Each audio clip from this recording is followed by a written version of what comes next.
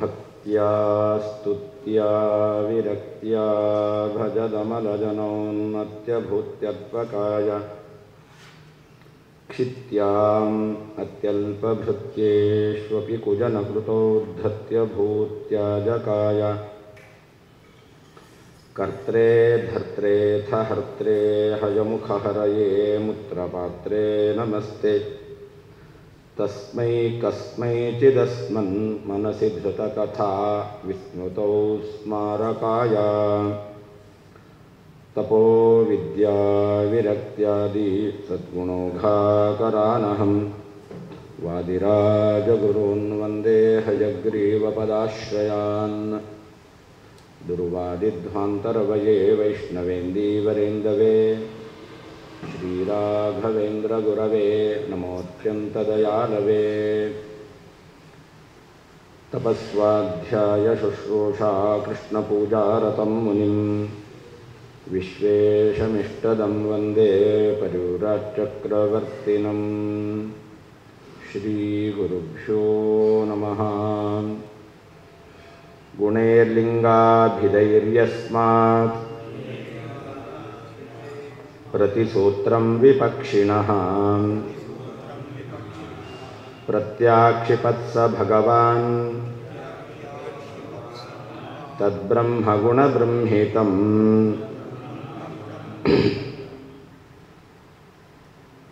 ಹಿಂದೆ ಭಗವಂತನಲ್ಲಿ ಜಗಜ್ಜನ್ಮಾದಿ ಕರ್ತೃತ್ವವನ್ನು ಹೇಳಿರೋದ್ರಿಂದ ಭಗವಂತನಲ್ಲಿ ಗುಣ ಎಂತಕ್ಕಂಥದ್ದು ಸಿದ್ಧವಾಗುತ್ತೆ ಅಂತ ಹೇಳೋದು. ನಿರ್ಗುಣ ಅಂತ ಹೇಳಲಿಕ್ಕೆ ಬರಲ್ಲ ಅಂತ ಹಿಂದೆ ಹೇಳಿದೆ.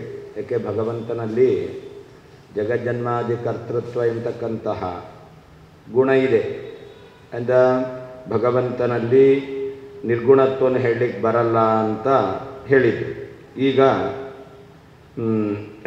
ಎಲ್ಲ ಸೂತ್ರಗಳಿಂದ ಸಮನ್ವಯಾಧ್ಯಾಯದಲ್ಲಿರ್ತಕ್ಕಂತಹ ಪ್ರತಿಯೊಂದು ಸೂತ್ರಗಳು ಇದು ಭಗವಂತನಲ್ಲಿ ಗುಣವನ್ನು ಸಾಧಿಸಿಕೊಡುತ್ತೆ.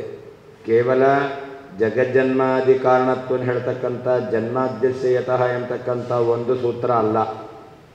ಸಮನ್ವಯಾಧ್ಯಾಯದಲ್ಲಿರ್ತಕ್ಕಂತಹ ಎಲ್ಲ ಸೂತ್ರಗಳು ಕೂಡ ಭಗವಂತನಲ್ಲಿ ಗುಣ ಇದೆ ಅನ್ನೋದನ್ನು ಸಾಧಿಸಿಕೊಡುತ್ತೆ ಅದನ್ನು ಈಗ ಮುಂದೆ ವಿಸ್ತಾರವಾಗಿ ಹೇಳ್ತಾ ಇದ್ದಾರೆ. ಭಗವಂತ ಅವನು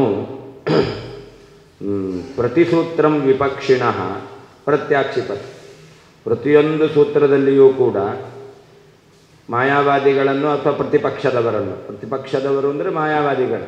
ಯಾಕೆ ನಾವು ಭೇದವನ್ನು ಒಪ್ಪುವವರು, ಅವರು ಅಭೇದವನ್ನು ಒಪ್ಪುವವರು. ಅದರಿಂದಾಗಿ ನಮಗೆ ಪ್ರತಿಪಕ್ಷದವರು ಅಂತಂದರೆ ಮಾಯಾವಾದಿಗಳು. ಅಂದರೆ ಆ ಮಾಯಾವಾದಿಗಳನ್ನು ನಿರಾಕರಣೆ ಮಾಡಿದ್ದಾರೆ. ಅದು ಹೇಗೆ ಅದಕ್ಕೆ ಹೇಳ್ತಾರೆ, ಲಿಂಗಾದಿಭಿಹಿ ಗುಣೈಹಿ ಅಂತ. ಪರಮಾತ್ಮನನ್ನು ಪ್ರತಿಯೊಂದು ಸೂತ್ರದಲ್ಲಿಯೂ ಕೂಡ ಹೇತುವಿನ ರೂಪದಲ್ಲಿ ಗುಣವನ್ನೇ ಹೇಳಿದ್ದಾರೆ. ಲಿಂಗ ಅಂತಂದರೆ ಕಾರಣ ರೂಪದಲ್ಲಿ ಗುಣವನ್ನೇ ಹೇಳಿದ್ದಾರೆ. ಈಗ ಶಾಸ್ತ್ರಯೋನಿತ್ವಾತ್ ಅಂತ ಹೇಳಿದ್ರು. ಶಾಸ್ತ್ರಯೋನಿತ್ವಾತ್ ಅಂದರೆ ಏನರ್ಥ? ಶಾಸ್ತ್ರ ಪ್ರತಿಪಾದ್ಯ. ಹಾಗಾದರೆ ಪರಮಾತ್ಮನಲ್ಲಿ ಶಾಸ್ತ್ರ ಪ್ರತಿಪಾದ್ಯತ್ವ ರೂಪ ಗುಣ ಬಂತು. ಅಂದರೆ ಶಾಸ್ತ್ರಯೋನಿತ್ವಾತ್ ಅಂತ ಹೇತುವನ್ನು ಹೇಳಿದ್ದಾರೆ. ಜಗಜ್ಜನ್ಮಾದಿ ಕಾರಣ ಯಾರು ಅಂತಂದರೆ ಶಾಸ್ತ್ರ ಪ್ರತಿಪಾದ್ಯನಾದ್ದರಿಂದ ಪರಮಾತ್ಮನೇ ಜಗಜ್ಜನ್ಮಾದಿ ಕಾರಣ. ಹಾಗಾದರೆ ಈ ಶಾಸ್ತ್ರಯೋನಿತ್ವ, ಸಕಲ ವೇದ ಪ್ರತಿಪಾದ್ಯತ್ವ ಇದು ಒಂದು ಗುಣ. ಇದನ್ನಿಟ್ಟುಕೊಂಡು ಭಗವಂತ ಜಗಜ್ಜನ್ಮಾದಿ ಕಾರಣನಾಗಿದ್ದಾನೆ ಅಂತ ಹೇಳಿದ್ರು. ಹಾಗೇ ಸಕಲ ಶಬ್ದವಾಚ್ಯನಾದವನು ಭಗವಂತನೇ ಯಾಕಾಗಬೇಕು? ತತ್ವ ಸಮನ್ವಯ ಅಂತ. ಪರಮಾತ್ಮನಲ್ಲಿ ಸಕಲ ಶಬ್ದಗಳ ಸಮನ್ವಯ ಆಗುತ್ತೆ ಎಂಬತಕ್ಕಂತಹ ಹೇತುವನ್ನಿಟ್ಟುಕೊಂಡು. ಹಾಗೇ ಪರಮಾತ್ಮ ಅವಾಚ್ಯನಲ್ಲ. ಪರಮಾತ್ಮನಲ್ಲಿ ಸರ್ವತಾ ಶಬ್ದ ಪ್ರತಿಪಾದ್ಯತ್ವವೇ ಇಲ್ಲ. ಅಂದರೆ ಈಕ್ಷತೆ, ಭಗವಂತನಲ್ಲಿ ಈಕ್ಷಿತೃತ್ವ ಇದೆ ಅಂತ. ಈಕ್ಷಿತೃತ್ವ ಗುಣ, ಸಮನ್ವಯತ್ವ, ವೇದ ಪ್ರತಿಪಾದ್ಯತ್ವ,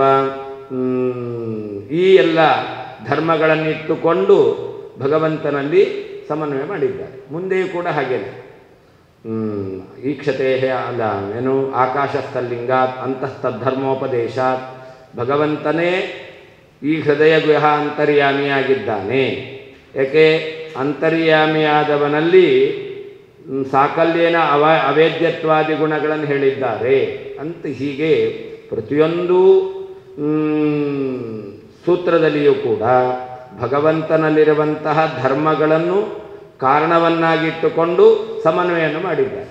ಆದ್ದರಿಂದಾಗಿ ಆ ಯಾವ ಗುಣಗಳನ್ನು ಕಾರಣವನ್ನಾಗಿ ಇಟ್ಟುಕೊಂಡು ಶಬ್ದ ಸಮನ್ವಯ ಮಾಡಿ ತೋರಿಸಿದ್ದಾರೋ ಆ ಗುಣ ಭಗವಂತನಲ್ಲಿದೆ ಅಂತಾಯಿತು. ಆ ಗುಣ ಭಗವಂತನಿರೋದ ಭಗವಂತ ಗುಣಪೂರ್ಣ ಅಂತ ಆಗ್ತಾನೆ. ಅಂದರೆ ಭಗವಂತನಲ್ಲಿ ಸಮನ್ವಯಾಧ್ಯಾಯದಲ್ಲಿ ಎಲ್ಲ ಸೂತ್ರಗಳಿಂದ ಭಗವಂತನಲ್ಲಿ ಗುಣ ಇದೆ ಅಂತಲೇ ಸಮರ್ಥನೆ ಮಾಡಿದ್ದಾರೆ ಅಂತ ಸಿದ್ಧವಾಗುತ್ತೆ.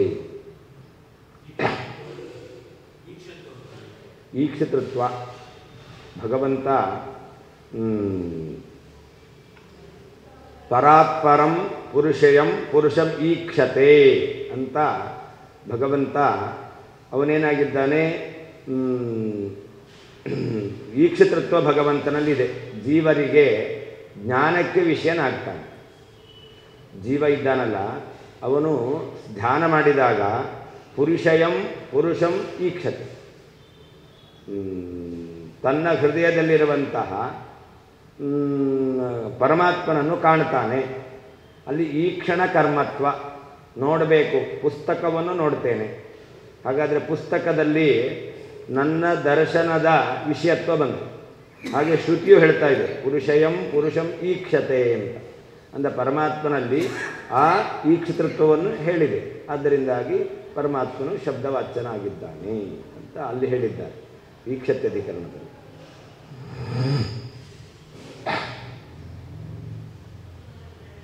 ಯಸ್ಮಾತ್ ಯಾವ ಕಾರಣದಿಂದ ಸಹ ಭಗವಾನ್ ಆ ಷಡ್ಗುಣೈಶ್ವರ್ಯ ಸಂಪನ್ನನಾದಂತಹ ವೇದವ್ಯಾಸ ದೇವರು ಲಿಂಗಾಭಿದೈಹಿ ಲಿಂಗ ಎಂಬುದಾಗಿ ಹೆಸರುಳ್ಳ ಗುಣೈಹಿ ಪರಮಾತ್ಮನಲ್ಲಿರುವ ಗುಣಗಳಿಂದ ಪ್ರತಿಸೂತ್ರಂ ಒಂದೊಂದು ಸೂತ್ರದಲ್ಲಿಯೂ ವಿಪಕ್ಷಿಣಃ ಪ್ರತಿಪಕ್ಷರಾದಂತಹ ಮಾಯಾವಾದಿಗಳನ್ನು ಪ್ರತ್ಯಾಕ್ಷಿಪತೆ ನಿರಾಕರಣೆ ಮಾಡಿದ್ದಾರೋ ತತ್ ಆ ಕಾರಣದಿಂದ ಬ್ರಹ್ಮ ಪರಬ್ರಹ್ಮನು ಗುಣಬ್ರಹ್ಮಿತಂ ಗುಣಪೂರ್ಣನಾಗಿದ್ದಾನೆ ಎಂಬುದಾಗಿ ಸಿದ್ಧವಾಗುತ್ತದೆ. ಯಸ್ಮಾತ್ ಯಾವ ಕಾರಣದಿಂದ ಸಹ ಭಗವಾನ್ ಆ ಷಡ್ಗುಣೈಶ್ವರ್ಯ ಸಂಪನ್ನನಾದಂತಹ ವೇದವ್ಯಾಸ ದೇವರು ಲಿಂಗಾಭಿದೈಹಿ ಲಿಂಗ ಎಂಬುದಾಗಿ ಹೆಸರುಳ್ಳ ಗುಣೈಹಿ ಪರಮಾತ್ಮನಲ್ಲಿರುವ ಗುಣಗಳಿಂದ ಪ್ರತಿಸೂತ್ರಂ ಪ್ರತಿಯೊಂದು ಸೂತ್ರದಲ್ಲಿಯೂ ವಿಪಕ್ಷಿಣಃ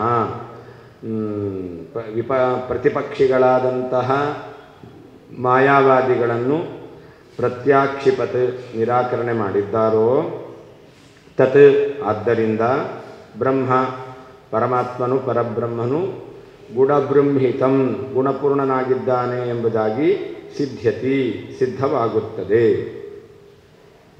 ಪೂರ್ವಂ ಜನ್ಮಾದಿಸೂತ್ರೇ ಲಕ್ಷಣರೂಪ ಗುಣಸಿದ್ಧಿ ಇತ್ಯುಕ್ತಂ. ಹಿಂದೆ ಜಗಜ್ಜನ್ಮಾದಿ ಕಾರಣತ್ವವನ್ನು ಹೇಳುವ ಜನ್ಮಾದ್ಯಸ್ಯ ಯತಃ ಎಂಬತಕ್ಕಂಥ ಸೂತ್ರದಲ್ಲಿ ಲಕ್ಷಣ ಹೇಳಿದ್ದಾರೆ. ಲಕ್ಷಣ ಯಾವುದದು? ಜಗತ್ತಿನ ಕರ್ತೃತ್ವ, ಜಗತ್ತಿನ ಪೋಷಕತ್ವ, ಜಗತ್ತಿನ ಸಂಹಾರಕತ್ವ, ಜಗತ್ತಿನ ಜಗತ್ತಿನ ನಿಯಾಮಕತ್ವ, ಜೀವಿಗಳಿಗೆ ಜ್ಞಾನಪ್ರದತ್ವ, ಜೀವಿಗಳಿಗೆ ಅಜ್ಞಾನಪ್ರದತ್ವ, ಜೀವಿಗಳಿಗೆ ಬಂಧಪ್ರದತ್ವ, ಜೀವಿಗಳಿಗೆ ಮೋಕ್ಷಪ್ರದತ್ವ, ಈ ಎಲ್ಲ ಲಕ್ಷಣವನ್ನು ಹೇಳುವ ಮೂಲಕ ಭಗವಂತನಲ್ಲಿ ಈ ಗುಣ ಸಿದ್ಧವಾಯಿತು ಅಂತ ಹಿಂದೆ ಹೇಳಿದ್ವಿ. ಇದಾನೀಂ ಸಮನ್ವಯಾಧ್ಯಾಯ ಸಕಲ ಸೂತ್ರೈರಪಿ ಸಮನ್ವಯಾಧ್ಯಾಯದಲ್ಲಿರ್ತಕ್ಕಂತಹ ಎಲ್ಲ ಸೂತ್ರಗಳಿಂದ ಭಗವತಃ ಗುಣಸಿದ್ಧಿ ಪ್ರಕಾರಂ ಭಗವಂತನಲ್ಲಿ ಗುಣವು ಸಿದ್ಧವಾಗುತ್ತೆ ಎಂಬತಕ್ಕಂಥ ಕ್ರಮವನ್ನು ವಿಸ್ತಾರವಾಗಿ ಹೇಳ್ತಾ ಇದ್ದಾರೆ. ಗುಣೈಹಿ ಇತಿ ಲಿಂಗಾಭಿದೈಹಿ ಗುಣೈಹಿ ಇತಿ ಸಂಬಂಧ. ಅಲ್ಲಿ ಗುಣೈಹಿ ಲಿಂಗಾಭಿದೈಹಿ ಅಂತಿದೆ, ಅದನ್ನು ಅನ್ವಯ ಲಿಂಗಾಭಿದೈಹಿ ಗುಣೈಹಿ ಅಂತ ನಾವು ಅನ್ವಯ ಮಾಡಿಕೊಳ್ಬೇಕು. ಪ್ರತಿಸೂತ್ರಂ ಅದಕ್ಕರ್ಥ ಸೂತ್ರೇ ಪ್ರತಿಯೊಂದು ಸೂತ್ರದಲ್ಲಿಯೂ ಕೂಡ ಪ್ರತ್ಯಾಕ್ಷಿಪತೆ ನಿರಾಕೃತವಾನ್ ವಿಪಕ್ಷಿಗಳಾದಂತಹ ಮಾಯಾವಾದಿಗಳನ್ನು ನಿರಾಕರಣೆ ಮಾಡಿದ್ದಾರೆ. ಸಹ ಯಾರು? ವೇದವ್ಯಾಸ. ಅನ್ಯತ್ರ ಪ್ರಸಿದ್ಧಾನಾಂ ಆಕಾಶಾದಿ ಶಬ್ದಾನಾಂ ಪರೋವರಿಯಸ್ತ್ವಾದಿಲಿಂಗೈಃ ಖಲು ಭಗವತಿ ಸಮನ್ವಯಃ ಪ್ರತಿಪಾದ್ಯತೆ.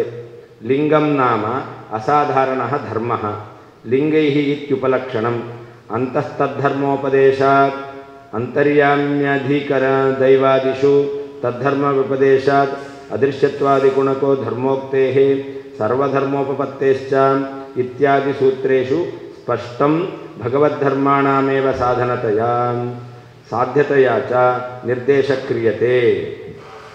ಇಲ್ಲಿ ಆಕಾಶಾದ್ಯಧಿಕರಣಗಳಲ್ಲಿ ಓಂ ಆಕಾಶಸ್ಥಲಿಂಗಾತ್ ಓಂ ಓಂ ಅತೇವ ಪ್ರಾಣಃ ಓಂ ಓಂ ಜ್ಯೋತಿಶ್ಚರಣಾಭಿಧಾನಾತ್ ಓಂ ಇತ್ಯಾದಿ ಸೂತ್ರಗಳಲ್ಲಿ ಅನ್ಯತ್ರ ಪ್ರಸಿದ್ಧಾನಾಂ ಆಕಾಶಾದಿ ಶಬ್ದಾನಾಂ, ಆಕಾಶ ಶಬ್ದ ಇದೆಯಲ್ಲ ಇದು ಅನ್ಯತ್ರ ಪ್ರಸಿದ್ಧ. ಎಲ್ಲಿ? ಭೂತಾಕಾಶದಲ್ಲಿ. ಆಕಾಶ ಅಂತಂದರೆ ನಮಗೆ ಆಕಾಶದ ಸ್ಪೇಸ್ ಅದರದ್ದೇ ಸ್ಮರಣೆ ಬರುತ್ತೆ ಹೊರತು ದೇವರು ಅಂತ ಆಕಾಶ ದೇವರು ಅಂತ ಹೇಳಿದ್ರೆ ದೇವರ ಸ್ಮರಣೆ ಬರೋದು ಕಷ್ಟ. ಅಂದಮೇಲೆ ಆಕಾಶ ಶಬ್ದ ಹೇಳಿದಾಗ ದೇವರ ಸ್ಮರಣೆ ಬರುತ್ತಾ? ಇಲ್ಲ. ಹಾಗಾದರೆ ಆಕಾಶ ಎಂಬತಕ್ಕಂಥ ಶಬ್ದ ಅದು ಅನ್ಯತ್ರ ಪ್ರಸಿದ್ಧ. ಆಕಾಶದಲ್ಲಿ ಅದು ಗಗನದಲ್ಲಿ ಪ್ರಸಿದ್ಧವಾಗಿರ್ತಕ್ಕಂಥದ್ದು. ಹಾಗೆ ಪ್ರಾಣ, ಪ್ರಾಣ ಅಂದರೆ ಮುಖ್ಯ ಪ್ರಾಣ ಎಂಬುದಾಗಿಯೇ ನಮಗೆ ತಿಳುವಳಿಕೆ ಬರುತ್ತೆ. ಪ್ರಾಣ ಅಂದರೆ ಭಗವಂತ ತಿಳುವಳಿಕೆ ಬರುತ್ತಾ? ಇಲ್ಲ. ಆದ್ದರಿಂದ ಆಕಾಶ, ಪ್ರಾಣ ಈ ಎಲ್ಲ ಶಬ್ದಗಳು ಅನ್ಯತ್ರ ಪ್ರಸಿದ್ಧವಾಗಿರ್ತಕ್ಕಂಥ ಶಬ್ದಗಳು. ಈ ಶಬ್ದಗಳನ್ನು ಭಗವಂತನಲ್ಲಿ ಸಮನ್ವಯ ಮಾಡುತ್ತಾರೆ. ಹೇಗೆ? ತಲ್ಲಿಂಗ ತಂತಿದೆ, ಅದನ್ನು ಪರೋವರಿಯಸ್ತ್ವಾದಿ ಲಿಂಗೈಹಿ ಅಂತ. ಆಕಾಶ ಶಬ್ದವಾಚ್ಯನಾದವನು ಯಾರು ಅಂತಂದರೆ ಅವನು ಪರೋವರಿಯ ಅಂತ. ಪರ ಬ್ರಹ್ಮದೇವರು, ಪರೋವರ ಲಕ್ಷ್ಮೀದೇವಿ, ಪರೋವರಿಯ ಪರಮಾತ್ಮ. ಪರಕ್ಕಿಂತ ಪರ ಪರೋವರ, ಪರೋವರಕ್ಕಿಂತಲೂ ಪರ ಪರೋವರಿಯ. ಹೀಗೆ ಪರಮಾತ್ಮನಲ್ಲಿ ಪರೋವರಿಯಸ್ತ್ವ ಆ ಧರ್ಮ ಇದೆ. ಅದನ್ನಿಟ್ಟುಕೊಂಡು ಆಕಾಶ ಶಬ್ದವಾಚ್ಯನಾದವನು ಪರಮಾತ್ಮ ಅಂತ ಹೇಳಿದ್ದಾರೆ. ಹೀಗೆ ಪರೋವರಿಯಸ್ತ್ವಾದಿ ಲಿಂಗೈಃ ಖಲು ಭಗವತಿ ಸಮನ್ವಯ ಪ್ರತಿಪಾದ್ಯತೆ. ಆಕಾಶ ಶಬ್ದ ವಾಚ್ಯನಾದವನು ಭಗವಂತ. ಯಾಕೆ? ಆ ಆಕಾಶ ಶಬ್ದ ಎಲ್ಲಿ ಹೇಳಿದ್ದಾರೋ ಅಲ್ಲಿ ಪರೋವರಿಯಾನ್ ಉದ್ಗೀತಃ ಎಂಬುದಾಗಿ ಪರೋವರಿಯ ಶಬ್ದವನ್ನು ಹೇಳಿದ್ದಾರೆ. ಆ ಪರೋವರಿಯ ಶಬ್ದದಿಂದ ತಿಳಿದು ಬರುವ ಅರ್ಥ ಯಾರಲ್ಲಿ ಸಮನ್ವಯ ಆಗುತ್ತೆ? ಯಾರಿಗಿಂತ ಇನ್ನೊಬ್ಬ ಉತ್ತಮನಿಲ್ಲವೋ ಅವನು ಪರೋವರಿಯನಾಗ್ತಾನೆ. ಯಾರಿಗಿಂತ ಇನ್ನೊಬ್ಬ ಉತ್ತಮನಿಲ್ಲ? ನಾರಾಯಣನಿಗಿಂತ ಇನ್ನೊಬ್ಬ ಉತ್ತಮನಿಲ್ಲ. ಬ್ರಹ್ಮದೇವರನ್ನು ತೆಗೆದುಕೊಂಡ್ರೆ ಇಬ್ಬರು ಉತ್ತಮರಿದ್ದಾರೆ. ರುದ್ರದೇವರನ್ನು ತೆಗೆದುಕೊಂಡ್ರೆ ಅವಾಗ 4 ಜನ ಉತ್ತಮರಿದ್ದಾರೆ, 3 ಜನ ಉತ್ತಮರಿದ್ದಾರೆ. ಇನ್ನು ಲಕ್ಷ್ಮಿಯನ್ನು ತೆಗೆದುಕೊಂಡ್ರೆ ಪರಮಾತ್ಮ ಉತ್ತಮನಿದ್ದಾನೆ. ಹೀಗೆ ಉತ್ತಮರು ಇಲ್ಲದೇ ಇರುವಂತಹ ಉತ್ತಮನಾದ ವ್ಯಕ್ತಿ ಅಂತಂದರೆ ಅದು ಪರಮಾತ್ಮನೇ ಎಂಬುದಾಗಿ ಪರೋವರಿಯಸ್ತ್ವ ಎಂಬತಕ್ಕಂಥ ಧರ್ಮವನ್ನಿಟ್ಟುಕೊಂಡು ಆಕಾಶ ಶಬ್ದವಾಚ್ಯನಾದವನು ಆಕಾಶಾದಿ ಶಬ್ದವಾಚ್ಯನಾದವನು ಭಗವಂತ ಅಂತ ಹೇಳಿದ್ದಾರೆ. ಆಕಾಶಾಭಿಮಾನಿ ಗಣಪತಿ. ಹೌದು, ಅಲ್ಲಿ ಆಕಾಶ ಶಬ್ದವಾಚ್ಯನಾದವನು ಆನಂದ ಅಂತ ಹೇಳಿದ್ದಾರೆ. ಆಕಾಶ ಶಬ್ದವಾಚ್ಯನಾದವನು ಆನಂದಮಯ ಅಂತ ಹೇಳಿದ್ದಾರೆ. ಆಕಾಶ ಶಬ್ದವಾಚ್ಯರಾದವರು ಯಾರಾಗಬೇಕು? ಒಂದೋ ಭೂತಾಕಾಶ, ಅದೇ ಅನ್ಯತ್ರ ಪ್ರಸಿದ್ಧವಾದದ್ದು. ನೀವು ಅಂತರ್ಯಾಮಿಯಾಗಿ ಇಟ್ಕೊಂಡು ಆಕಾಶ ಶಬ್ದವನ್ನು ಪ್ರಯೋಗ ಮಾಡಲ್ಲ. ಹಕ್ಕಿಗಳು ಎಲ್ಲಿ ಹಾರಾಡತ್ತೆ ಅಂದರೆ ಏನು ಹೇಳ್ತೀರ? ಆಕಾಶದಲ್ಲಿ. ಅಲ್ಲಿ ಆಕಾಶ ಅಂದರೆ ಏನು? ಆಕಾಶಾಂತರ್ಯಾಮಿ ಅಭಿಮಾನಿ ಗಣಪತಿ, ಗಣಪತಿಯಲ್ಲಿ ಹಾರಾಡ್ತವೆ ಅಂತ ಅರ್ಥ ಹೇಳ್ತೀರಾ? ಇಲ್ಲ. ಹಾಗಾದರೆ ಅನ್ಯತ್ರ ಪ್ರಸಿದ್ಧವಾದದ್ದು ಆಕಾಶ ಅಂದರೆ ಗಗನ, ಅದನ್ನೇ ಹೇಳಬೇಕು ಅಂತೇಳಿ ಪ್ರಸಿದ್ಧಿ. ಅದಕ್ಕೆ ಪ್ರಸಿದ್ಧಿ ಇರಬಹುದು, ಆದರೆ ಅಲ್ಲಿ ಲಿಂಗ ಇದೆ. ಲಿಂಗ ಅಂದ್ರೇನು ಅದನ್ನು ಹೇಳ್ತಾರೆ. ಲಿಂಗಂ ನಾಮ ಅಸಾಧಾರಣೋ ಧರ್ಮ ಅಂತ. ಲಿಂಗ ಅಂತಂದರೆ ಅಲ್ಲಿ ಮಾತ್ರ ಇರುವಂಥ ಧರ್ಮ, ಬೇರೆಯವರಲ್ಲಿ ಇಲ್ಲದೇ ಇರತಕ್ಕಂಥ ಧರ್ಮ, ಇದನ್ನು ಲಿಂಗ ಅಂತ ಕರೀತಾರೆ. ಯಂ ಗೌಹು ಶಾಸ್ನಾದಿಮತ್ವ, ಇದು ಗೋವು. ಯಾಕೆ ಇದರಲ್ಲಿ ಶಾಸ್ನಾದಿಮತ್ವ ಇದೆ? ಯಾಕೆ ಶಾಸ್ನಾದಿಮತ್ವ ಅದು ಅಸಾಧಾರಣ ಧರ್ಮ, ಗೋವಿನಲ್ಲಿ ಮಾತ್ರ ಇರತಕ್ಕಂಥದ್ದು. ಇದು ಹಸು, ಯಾಕೆ 4 ಕಾಲಿರೋದ್ರಿಂದ ನಾಯಿಯೂ ಆಗುತ್ತೆ, ಹಂದಿಯೂ ಆಗುತ್ತೆ, ಎಮ್ಮೆಯೂ ಆಗುತ್ತೆ. ಅಂದರೆ 4 ಕಾಲಿರೋದು ಅನ್ನೋದು ಅಸಾಧಾರಣ ಧರ್ಮ ಅಲ್ಲ. ಅಥವಾ ಬಾಲ ಇದೆ, ಅಸಾಧಾರಣ ಧರ್ಮ ಅಲ್ಲ. ಹಾಗಾದರೆ ಅಸಾಧಾರಣ ಧರ್ಮ ಅದನ್ನೇ ಲಿಂಗ ಅಂತ ಕರೆಯೋದು. ಇದು ಹಸು, ಯಾಕೆ ಶಾಸ್ನಾದಿಮತ್ವ ಇರೋದರಿಂದ ಆ ಶಾಸ್ನಾದಿಮತ್ವ ಅನ್ನೋದು ಅಸಾಧಾರಣ ಧರ್ಮ. ಹಾಗೆ ಈ ಆಕಾಶಬ್ದವಾಚ್ಯನಾದವನು ಪರಮಾತ್ಮ. ಯಾಕೆ ಪರೋವರಿಯಸ್ತ್ವ ಆಕಾಶಬ್ದವಾಚ್ಯನಲ್ಲಿ ಹೇಳಿದ್ದಾರೆ. ಆ ಪರೋವರಿಯಸ್ತ್ವ ಯಾರಲ್ಲಿದೆ? ಪರಮಾತ್ಮನಲ್ಲಿದೆ ಅಂತ. ಈ ರೀತಿಯಲ್ಲಿ ಅಸಾಧಾರಣ ಧರ್ಮವನ್ನೇ ಲಿಂಗ, ಅದನ್ನಿಟ್ಟುಕೊಂಡೇ ಶಬ್ದ ಸಮನ್ವಯವನ್ನು ಮಾಡಿದ್ದಾರೆ.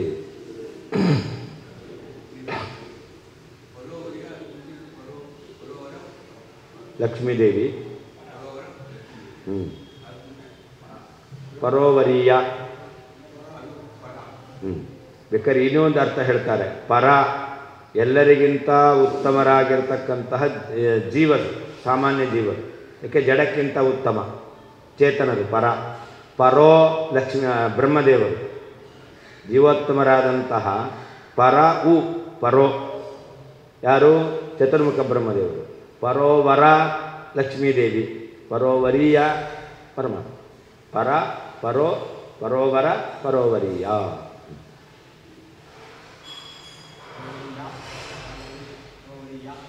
ಪರೋವರೀಯ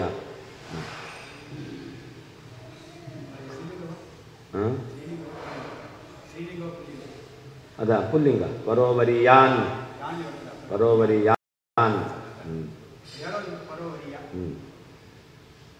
ಈಗ ಹೌದು, ಆತ್ಮನ್ ಆತ್ಮ. ಲಿಂಗೈಹಿ ಅಂತ ಹೇಳಿದ್ದಾರೆ. ಲಿಂಗ ಬರೀ ಲಿಂಗ ಮಾತ್ರ ಅಲ್ಲ, ಮತ್ತೆ ಅದು ಉಪಲಕ್ಷಣತೆಯ ಬೇರೆದ್ದನ್ನು ಇಟ್ಕೊಳ್ಬೇಕು. ಯಾವುದನ್ನು ಇಟ್ಕೊಳ್ಬೇಕು ಅದನ್ನು ಹೇಳ್ತಾರೆ. ಅಂತಸ್ತದ್ಧರ್ಮೋಪದೇಶಾತ್ ಅಂತರ್ಯಾಮ್ಯಧಿದೈವಾದಿಷು ತದ್ಧರ್ಮ ವ್ಯಪದೇಶಾತ್ ಅದೃಶ್ಯತ್ವಾದಿಗುಣಕಃ ಧರ್ಮೋಕ್ತೇ ಸರ್ವಧರ್ಮೋಪಪತ್ತೇಶ್ಚ ಎಂಬತಕ್ಕಂತಹ ಈ ಸೂತ್ರಗಳಲ್ಲಿ ಸ್ಪಷ್ಟವಾಗಿ ಭಗವಂತನ ಧರ್ಮವನ್ನೇ ಹೇಳಿದ್ದಾರೆ. ಏನಂತೇಳಿ? ಅಂತಹ ತದ್ಧರ್ಮೋಪದೇಶ ಅಂತ ಹೇಳಿದ್ದಾರೆ. ಅಂತಸ್ತದ್ಧರ್ಮೋಪದೇಶಾತ್ ಎಂಬತಕ್ಕಂತಹ ಈ ಸೂತ್ರದಲ್ಲಿ ತದ್ಧರ್ಮ ಅಂತ ಹೇಳಿದ್ದಾರೆ. ತದ್ಧರ್ಮ ಯಾವುದು? ಸಮುದ್ರಶಾಯಿತ್ವ. ಸಮುದ್ರಶಾಯಿತ್ವ ಎಂಬತಕ್ಕಂಥ ಧರ್ಮ ಅದು ಯಾರಲ್ಲಿದೆ? ಪರಮಾತ್ಮನಲ್ಲಿದೆ. ಹೀಗೆ ಪರಮಾತ್ಮನಲ್ಲೇ ಇರುವಂಥ ಧರ್ಮ ಅದನ್ನು ಹೇಳಿದ್ದಾರೆ. ಕೆಲವೊಂದು ಕಡೆಯಲ್ಲಿ ಲಿಂಗವನ್ನಿಟ್ಟುಕೊಂಡು ಸಾಧನೆ ಮಾಡಿದ್ದು, ಇನ್ನು ಕೆಲವು ಕಡೆಯಲ್ಲಿ ಸೂತ್ರದಲ್ಲಿ ಅದನ್ನೇ ಹೇಳಿಬಿಟ್ಟಿದ್ದಾರೆ. ಪರಮಾತ್ಮನ ಧರ್ಮವನ್ನೇ ಹೇಳಿದ್ದಾರೆ. ಯಾವುದು? ಆಕಾಶ ತಲ್ಲಿಂಗಾತ್ ಅಂತ ಹೇಳಿದ್ರು. ಆಕಾಶ ತಲ್ಲಿಂಗಾತ್ ಎಂಬಲ್ಲಿ ತಲ್ಲಿಂಗಾತ್ ಅವನ ಲಿಂಗ ಇದೆ ಅಂತ ಹೇಳಿದ್ದು. ಆದರೆ ಮುಂದೆ ಅಂತಸ್ತದ್ಧರ್ಮೋಪದೇಶ ಎಂಬಲ್ಲಿ ತಲ್ಲಿಂಗಾತ್ ಹೇಳಿಲ್ಲ, ತದ್ಧರ್ಮ ಅಂತ. ನೋಡಿ, ಒಂದು ಕಡೆಯಲ್ಲಿ ಲಿಂಗ ಶಬ್ದವನ್ನು ಹೇಳಿದ್ದಾರೆ, ಇನ್ನೊಂದು ಕಡೆಯಲ್ಲಿ ಭಗವಂತನಲ್ಲೇ ಇರುವಂತಹ ಧರ್ಮವನ್ನು ಹೇಳಿದ್ದಾರೆ. ಅದರಿಂದ ಹೀಗೆ ಕೆಲವು ಸೂತ್ರಗಳಲ್ಲಿ ಲಿಂಗತೆಯ ಗುಣ ಸಿದ್ಧವಾಗುತ್ತೆ, ಕೆಲವು ಸೂತ್ರಗಳಲ್ಲಿ ನೇರವಾಗಿಯೇ ಗುಣವನ್ನು ಹೇಳಿದ್ದಾರೆ.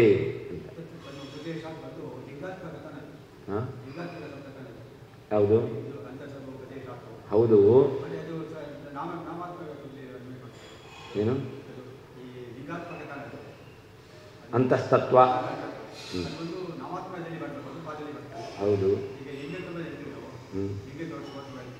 ಇಲ್ಲ ಅಲ್ಲಲ್ಲ, ನಾವು ಹೇಳ್ತಾ ಇರೋದು ಲಿಂಗಾತ್ಮಕ ಶಬ್ದ ಸಮನ್ವಯ ಹೇಳ್ತಾ ಇಲ್ಲ. ಲಿಂಗವನ್ನು ಹೇಳಿ ಶಬ್ದ ಸಮನ್ವಯ ಮಾಡಿದ್ದಾರೆ. ಅಸಾಧಾರಣ ಧರ್ಮವನ್ನು ಹೇಳಿ ನಾಮಾತ್ಮಕ ಶಬ್ದ ಸಮನ್ವಯ ಮಾಡಿದ್ದು. ಆಕಾಶ ಅನ್ನೋದು ಲಿಂಗಾತ್ಮಕ ಶಬ್ದ ಅಲ್ಲ. ಆಕಾಶ ಎಂತಕ್ಕಂಥದ್ದು ನಾಮಾತ್ಮಕ ಶಬ್ದ. ನಾಮಾತ್ಮಕ ಶಬ್ದ ಸಮನ್ವಯವನ್ನು ಹೇಗೆ ಮಾಡಿದ್ದಾರೆ? ಲಿಂಗದಿಂದ ಮಾಡಿದ್ದಾರೆ. ತಲ್ಲಿಂಗ ಸೂತ್ರ ಇರೋದು ಆಕಾಶ ತಲ್ಲಿಂಗ. ಆಕಾಶ ಎಂಬತಕ್ಕಂಥ ನಾಮಾತ್ಮಕ ಶಬ್ದ ಸಮನ್ವಯ ಭಗವಂತನಲ್ಲಿ ಮಾಡಿದ್ದು. ಅದಕ್ಕೆ ನಿಮಿತ್ತ ಏನು? ಅವನ ಲಿಂಗ ಇದೆ ಅಂತ. ಆಯಿತಾ? ಆದ್ದರಿಂದ ಅದನ್ನು ವಾದಿರಾಜರು ಹೇಳಿದರು, ಗುಣೈಹಿ ಲಿಂಗಾತ್ಮಕೈಹಿ ಅಂತ ಹೇಳಿದರು. ಅಂದರೆ ಲಿಂಗಾತ್ಮಕವಾದ ಗುಣಗಳಿಂದ ಶಬ್ದ ಸಮನ್ವಯ ಮಾಡಿ ತೋರಿಸಿದ್ದಾರೆ. ಆದ್ದರಿಂದ ಭಗವಂತನಲ್ಲಿ ಗುಣಪೂರ್ಣತ್ವ ಅಂತ. ಎಲ್ಲವೂ ಕೂಡ ಲಿಂಗಾತ್ಮಕವಾದದ್ದೇ ಅಲ್ಲ, ಗುಣಾತ್ಮಕವಾದದ್ದು ಇದೆ. ಯಾವುದು ಅಂತಂದರೆ ಅದನ್ನು ಹೇಳ್ತಾ ಇದೆ ಅಂತಸ್ತದ್ಧರ್ಮೋಪದೇಶ. ಧರ್ಮ, ಆ ಧರ್ಮ ಇದೆಯಲ್ಲ, ಯಾವುದು? ಅಲ್ಲಿ ಲಿಂಗಾತ್ಮಕ ಶಬ್ದ ಸಮನ್ವಯ ಅದನ್ನೇ ವ್ಯತ್ಯಾಸ. ನಾಮಾತ್ಮಕ ಶಬ್ದ, ಲಿಂಗಾತ್ಮಕ ಶಬ್ದ. ನಾಮಾತ್ಮಕ ಶಬ್ದ ಸಮನ್ವಯಕ್ಕೆ ಲಿಂಗವನ್ನು ಹೇಳಿದ್ದು. ಲಿಂಗಾತ್ಮಕ ಶಬ್ದ ಸಮನ್ವಯ ಮಾಡುವಂಥ ಸಂದರ್ಭದಲ್ಲಿ ಲಿಂಗವನ್ನು ಹೇಳಿಲ್ಲ, ಗುಣ ಧರ್ಮವನ್ನು ಹೇಳಿದ್ದಾರೆ. ಆದ್ದರಿಂದ ಲಿಂಗಾತ್ಮಕೈಹಿ ಗುಣೈಹಿ ಅಂತ ಏನು ವಾದಿರಾಜರು ಹೇಳಿದ್ದಾರೆ, ಅಂದರೆ ಲಿಂಗಾತ್ಮಕವೇ ಆಗಿರಬೇಕು ಅಂತಲ್ಲ, ಭಗವಂತನ ಧರ್ಮವೂ ಆಗುತ್ತೆ ಅಂತ ಹೇಳ್ತಾ ಇದ್ದಾರೆ. ಭಗವಂತ ಲಿಂಗಾತ್ಮಕ ಧರ್ಮದಿಂದಲೇ ಹೇಳಿದ್ದಲ್ಲ, ಅದು ಉಪಲಕ್ಷಣತೆಯ ಲಿಂಗೈಹಿ ಅಂತ. ಗುಣಾತ್ಮಕೈಹಿ ಲಿಂಗೈಹಿ ಅಂತೇಳಿ ಲಿಂಗವೇ ಅಲ್ಲ, ಧರ್ಮವೂ ಅವನ ಗುಣವೂ ಇದೆ, ಅದರಿಂದಲೂ ಮಾಡಿದ್ದಾರೆ ಅಂತ ಅದಕ್ಕೆ ಹೇಳ್ತಾ ಇದ್ದಾರೆ. ಶಬ್ದ ಯಾವುದು ಅಂತ ಅದರ ಬಗ್ಗೆ ಹೇಳ್ತಾ ಇಲ್ಲ, ನೀವು ಶಬ್ದ ಯಾವುದು ಅಂತ ಬಗ್ಗೆ ಹೇಳ್ತಾ ಇದ್ದಾರೆ. ಅಂತಸ್ತತ್ವ ಎಂಬತಕ್ಕಂಥದ್ದನ್ನು ಹೇಳಿದ್ರಿಂದ ಅನೇಕ ನಾಮಾತ್ಮಕ ಶಬ್ದಗಳ ಸಮನ್ವಯ ಮಾಡಿದಂತೆ ಆಗುತ್ತೆ. ಅದಕ್ಕೋಸ್ಕರ ಲಿಂಗಾತ್ಮಕ ಆಗಿದ್ದರೂ ಕೂಡ ಆ ನಾಮಾತ್ಮಕ ಸಮನ್ವಯ ಪಾದದಲ್ಲಿ ಅದನ್ನು ಸೇರಿಸಿದ್ದಾರೆ. ಅದಕ್ಕೆ ಬೇರೆ ಅದಲ್ಲ. ಗುಣವನ್ನು ಹೇಳಿದ್ದಾರೆ. ಯಾವುದು ಗುಣ ಅಲ್ಲಿ? ಸಮುದ್ರಶಾಯಿತ್ವ ಎಂಬತಕ್ಕಂಥದ್ದು ಅದನ್ನು ಹೇಳಿ. ಅದರಿಂದಲೂ ಕೂಡ ಸಮುದ್ರಶಾಯಿ ಎಂಬತಕ್ಕಂಥ ಭಗವಂತನಿರುವ ಗುಣವನ್ನಿಟ್ಟುಕೊಂಡು ಏನು ಮಾಡಿದ್ದಾರೆ? ಅಂತಸ್ತತ್ವವನ್ನು ಹೇಳಿದ್ದಾರೆ. ಹಾಗೆ ಅಂತರ್ಯಾಮ್ಯಧಿದೈವಾದಿಷು ತದ್ಧರ್ಮ ವ್ಯಪದೇಶ ಅಂತ. ಅಂತರ್ಯಾಮಿ ಅಧಿದೈವಾದಿಷು ಎಂಬತಕ್ಕಂಥ ಸೂತ್ರದಲ್ಲಿ ಅವಿದಿತತ್ವ, ತಿಳಿಲಿಕ್ಕಾಗೋದಿಲ್ಲ ಎಂಬತಕ್ಕಂಥ ಧರ್ಮವನ್ನು ಹೇಳಿದ್ದಾರೆ. ಅದೇ ರೀತಿಯಲ್ಲಿ ಸರ್ವಾಂತರತ್ವ, ಎಲ್ಲರ ಅಂತರ ಒಳಗಿದ್ದಾನೆ ಎಂಬತಕ್ಕಂಥದ್ದನ್ನು ಹೇಳಿದ್ದಾರೆ. ಈ ಧರ್ಮಗಳು ಯಾರಲ್ಲಿರೋದು? ಅವಿದಿತತ್ವ ಭಗವಂತನ ಧರ್ಮ, ಹಾಗೇ ಸರ್ವಾಂತರತ್ವ ಭಗವಂತನ ಧರ್ಮ. ಇವುಗಳ ಮೂಲಕವೂ ಶಬ್ದ ಸಮನ್ವಯ ಮಾಡಿದ್ದಾರೆ, ಲಿಂಗದಿಂದ ಮಾತ್ರ ಅಲ್ಲ. ಹಾಗೆ ಅದೃಶ್ಯತ್ವಾದಿ ಗುಣಕಃ ಧರ್ಮೋಕ್ತೇಹೇ ಅಂತಿದೆ. ಅದೃಶ್ಯತ್ವಾದಿ ಗುಣವುಳ್ಳವನು ಯಾರು? ಧರ್ಮೋಕ್ತೇ, ಭಗವಂತನ ಧರ್ಮ. ಯಾವುದು ಅಂತಂದರೆ ಪರವಿದ್ಯಾ ವಿಷಯತ್ವ. ಪರವಿದ್ಯಾ ವಿಷಯತ್ವ ರೂಪವಾದಂಥ ಧರ್ಮ ಅದು ಭಗವಂತನಲ್ಲಿದೆ ಅಂತಿಟ್ಟುಕೊಂಡು ಅಲ್ಲಿ ಅದೃಶ್ಯತ್ವಾದಿ ಗುಣವನ್ನು ಭಗವಂತನಲ್ಲಿ ಹೇಳಿದ್ದಾರೆ. ಹಾಗೆ ಸರ್ವಧರ್ಮೋಪಪತ್ತೇಶ್ಚ ಎಂಬುದಾಗಿ ಎಲ್ಲ ಧರ್ಮಗಳು ಭಗವಂತನಲ್ಲಿ ಕೂಡುತ್ತೆ ಅಂತ ಹೇಳ್ತಾ ಭಗವಂತನಿಗೆ ನಿರ್ದೋಷತ್ವವನ್ನು ಗುಣಪೂರ್ಣತ್ವವನ್ನು ಹೇಳಿದ್ದಾರೆ. ನಿರ್ದೋಷತ್ವ ಮತ್ತು ಗುಣಪೂರ್ಣತ್ವ ಇದು ಭಗವಂತನ ಧರ್ಮ.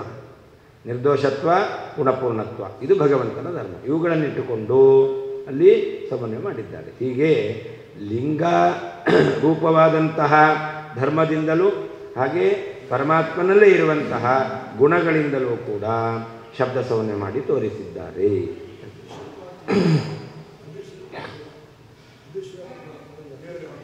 ಅದೃಶ್ಯತ್ವಾದಿ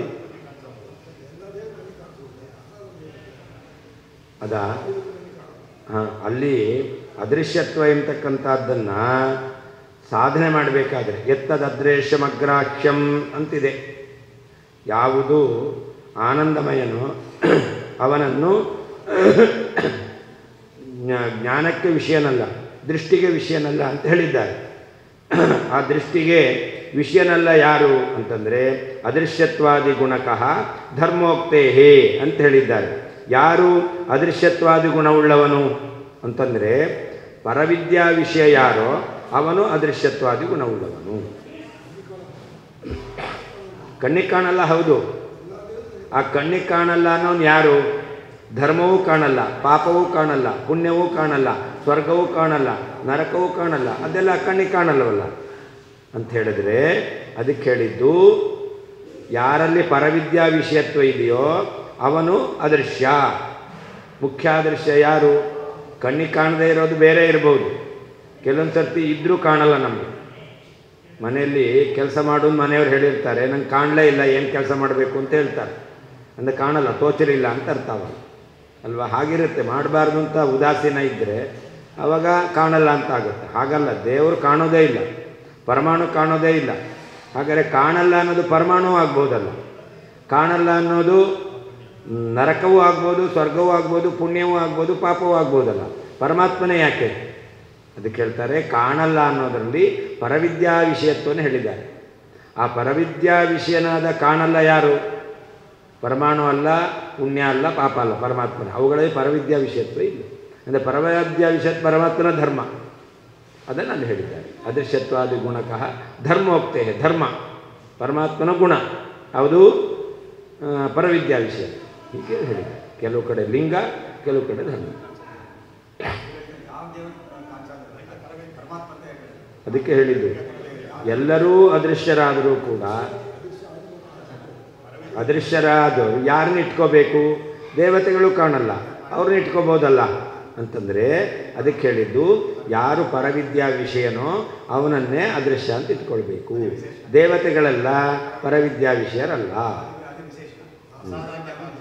ಭಗವಂತನ ಧರ್ಮ ಆ ಪರವಿದ್ಯಾ ವಿಷಯತ್ವ ಎಂಬುವಂತಹ ಧರ್ಮವನ್ನು ಹೇಳಿ ಭಗವಂತನಲ್ಲಿ ಅದೃಶ್ಯತ್ವ ಎಂಬತಕ್ಕಂಥದ್ದನ್ನು ಸಮನ್ವಯ ಮಾಡಿ ಕೊಟ್ಟಿದ್ದಾರೆ. ಅದೃಶ್ಯತ್ವವನ್ನು ಸಮನ್ವಯ ಮಾಡಬೇಕು.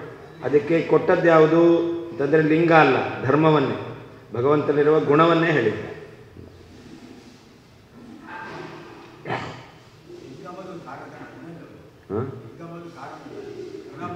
ಲಿಂಗ ಅನ್ನೋದು ಹೇತು, ಧರ್ಮ. ಹೌದು, ಲಿಂಗವೂ ಧರ್ಮವೇ. ಲಿಂಗವನ್ನು ಧರ್ಮ ಅಂತ ವ್ಯವಹಾರ ಮಾಡ್ತೇವೆ ನಾವು. ಈಗ ಶಾಸ್ತ್ರಾಧಿಮತ್ವ ಇದೆಯಲ್ಲ, ಅದು ಲಿಂಗ. ಶಾಸ್ತ್ರಾಧಿಮತ್ವ ಧರ್ಮ ಅಲ್ವಾ? ಶಾಸ್ತ್ರಾಧಿಮತ್ವ ಧರ್ಮ ಅಲ್ವಾ?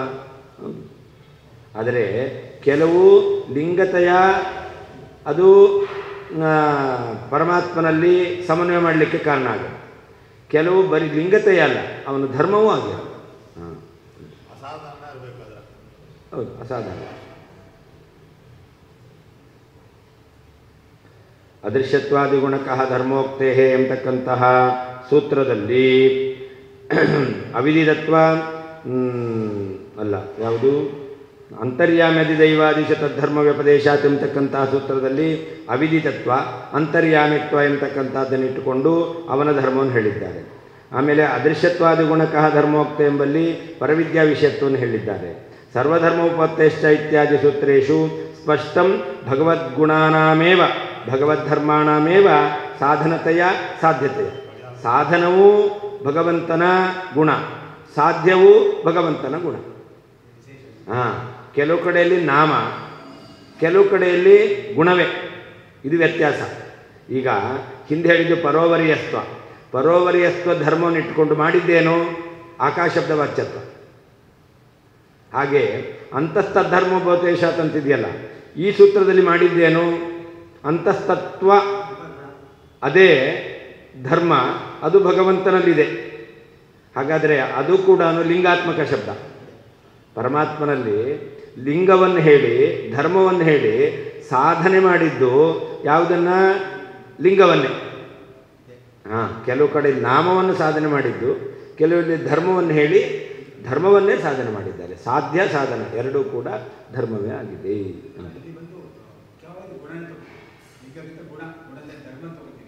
ಎಲ್ಲಿ? ಅಲ್ಲಿ ತದ್ಧರ್ಮವನ್ನು ಹೇಳಿದ್ದಾರೆ, ಭಗವಂತನ ಧರ್ಮವನ್ನು ಹೇಳಿದ್ದಾರೆ ಎಂಬುವ ಕಾರಣದಿಂದ ನಾವೇನು ಮಾಡ್ತೇವೆ? ಅಂತಸ್ತತ್ವವನ್ನು ಹೇಳ್ತೇವೆ. ಅಂತಸ್ತತ್ವ ಅಂದ್ರೇನು?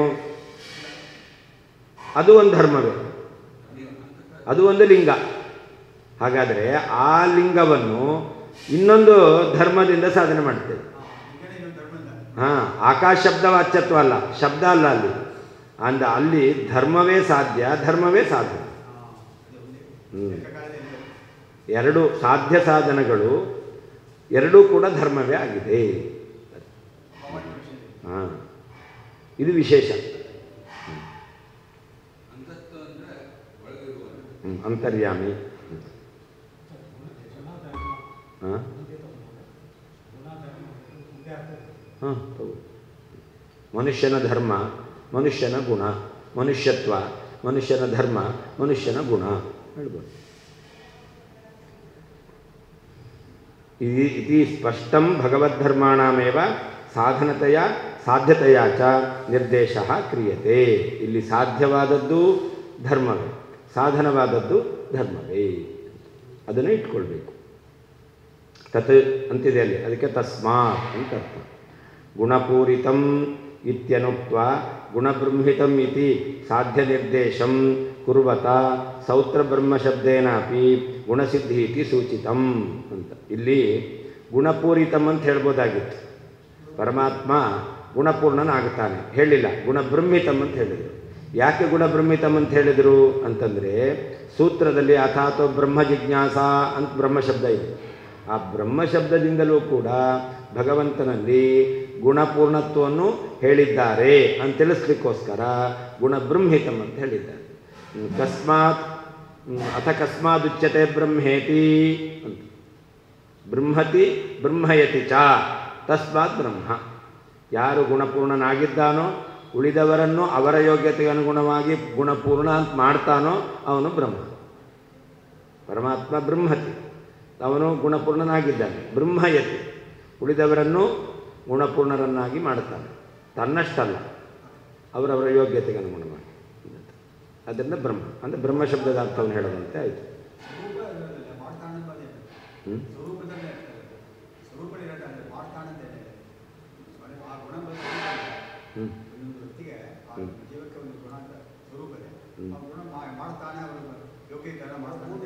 ಏನಾಯಿತು? ಮಾಡಿಸೋದು ಇವನ ಧರ್ಮ. ಮಾಡಿಸೋದು ಎಂಬತಕ್ಕಂತಹ ಆ ಒಂದು ಸಾಮರ್ಥ್ಯ ಸ್ವರೂಪದಲ್ಲೇ ಇರುತ್ತೆ. ಹೌದು. ಈಗ ಕೊಡೋದು ನಾನು ಕೊಡ್ತೇನೆ, ಕೊಡಿಸೋದು ಅದು ನನ್ನ ಹೃದಯ ವೈಶಾಲ್ಯ. ನಾನು ಕೊಡೋದು ಹೌದು, ಇನ್ನೊಬ್ಬರಿಂದ ಕೊಡಿಸ್ತೇನೆ, ಅದು ನನ್ನ ಧರ್ಮ ತಾನೆ. ಕೊಡಿಸೋದು ಕೊಡೋರು ಅವರು, ಕೊಡಿಸೋದು ಅವರಿಗೆ ಹೇಳಿ ಅದು ನನ್ನ ಧರ್ಮ ಆಯ್ತಲ್ಲ. ಹಾಗೆ ಭಗವಂತ ಅವನು ಗುಣಪೂರ್ಣ, ಇನ್ನೊಬ್ಬರನ್ನು ಗುಣಪೂರ್ಣನನ್ನಾಗಿ ಮಾಡ್ತಾನೆ, ಅದು ಭಗವಂತನ ಧರ್ಮ. ಸ್ವರೂಪ ಹಾಂ, ಅವರವರ ಯೋಗ್ಯತೆಗೆ ಅನುಗುಣವಾಗಿ.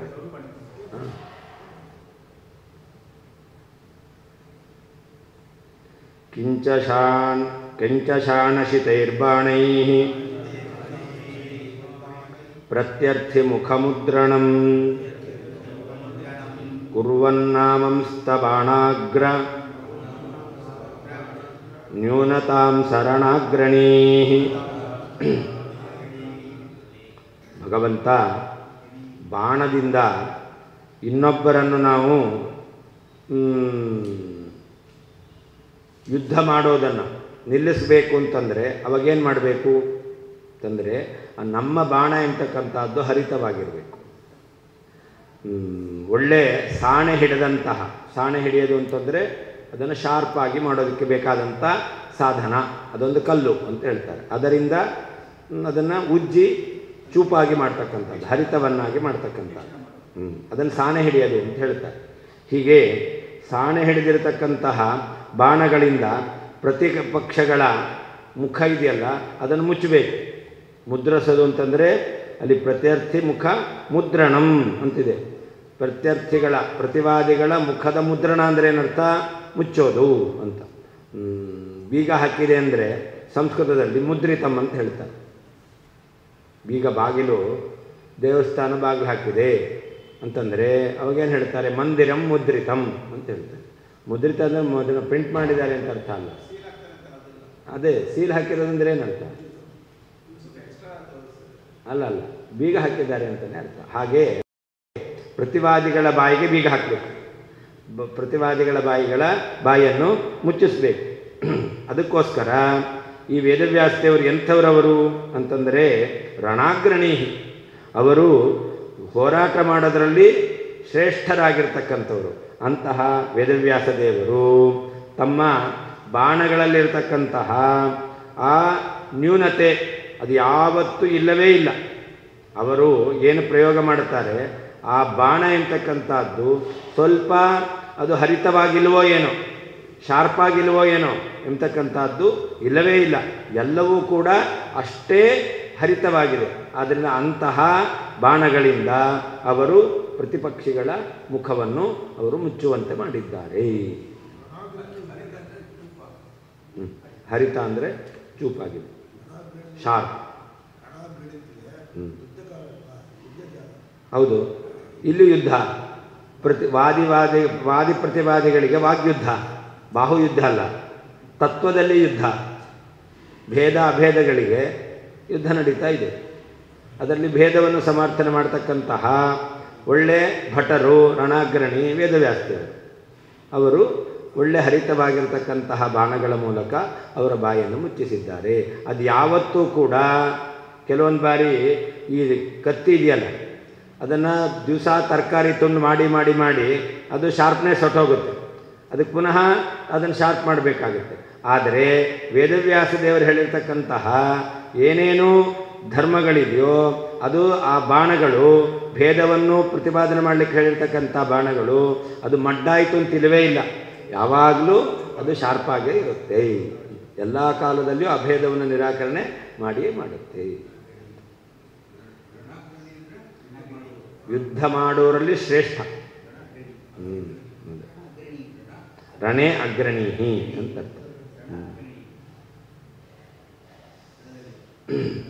ಕಿಂಚ ಅಲ್ಲದೆ ಶಾಣಶಿತೈಹಿ ಸಾಣೆ ಹಿಡಿಯುವುದರಿಂದ ಹರಿತವಾದಂತಹ ಬಾಣೈಹಿ ಭಗವಂತನ ಗುಣಗಳೆಂತಕ್ಕಂಥ ಬಾಣಗಳಿಂದ ಪ್ರತ್ಯರ್ಥಿ ಮುಖಮುದ್ರಣಂ ಪ್ರತಿಪಕ್ಷಿಗಳ ಮುಖದ ಮೇಲೆ ಮುದ್ರಣವನ್ನು ಕುರ್ವನ್ ಮಾಡುತ್ತಿರುವಂತಹ ರಣಾಗ್ರಣೀಹಿ ಯುದ್ಧದಲ್ಲಿ ಪರಾಕ್ರಮಿಗಳಾದಂತಹ ಸಹ ಆ ವೇದವ್ಯಾಸ ದೇವರು ಬಾಣಾಗ್ರ ನ್ಯೂನತಾಂ ತಾವು ಪ್ರಯೋಗ ಮಾಡುವಂತಹ ಭಗವಂತನ ಗುಣಧರ್ಮಗಳಿಂದ ತುದಿಭಾಗವು ನ್ಯೂನತಾಂ ದೋಷವನ್ನು ನ ಅಮಂಸ್ತ ಪರಿಗಣಿಸಲಿಲ್ಲ.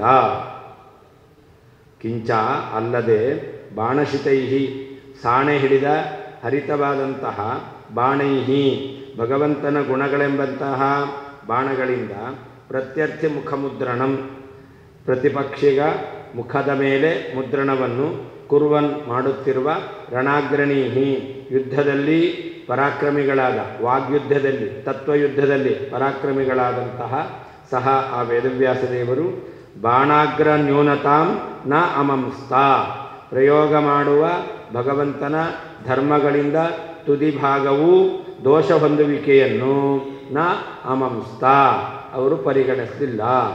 ಆ ಪ್ರಯೋಗ ಮಾಡಿದ ಈ ಭಗವಂತನ ಧರ್ಮಗಳಿದೆಯಲ್ಲ, ಇದು ಅವರೇನು ಹೇಳ್ತಾರೆ, ಭಗವಂತನ ಜ್ಞಾನ ಬಂದಾಗ ಬಾಧ್ಯವಾಗುತ್ತೆ ಅಂತ ಹೇಳ್ತಾರೆ.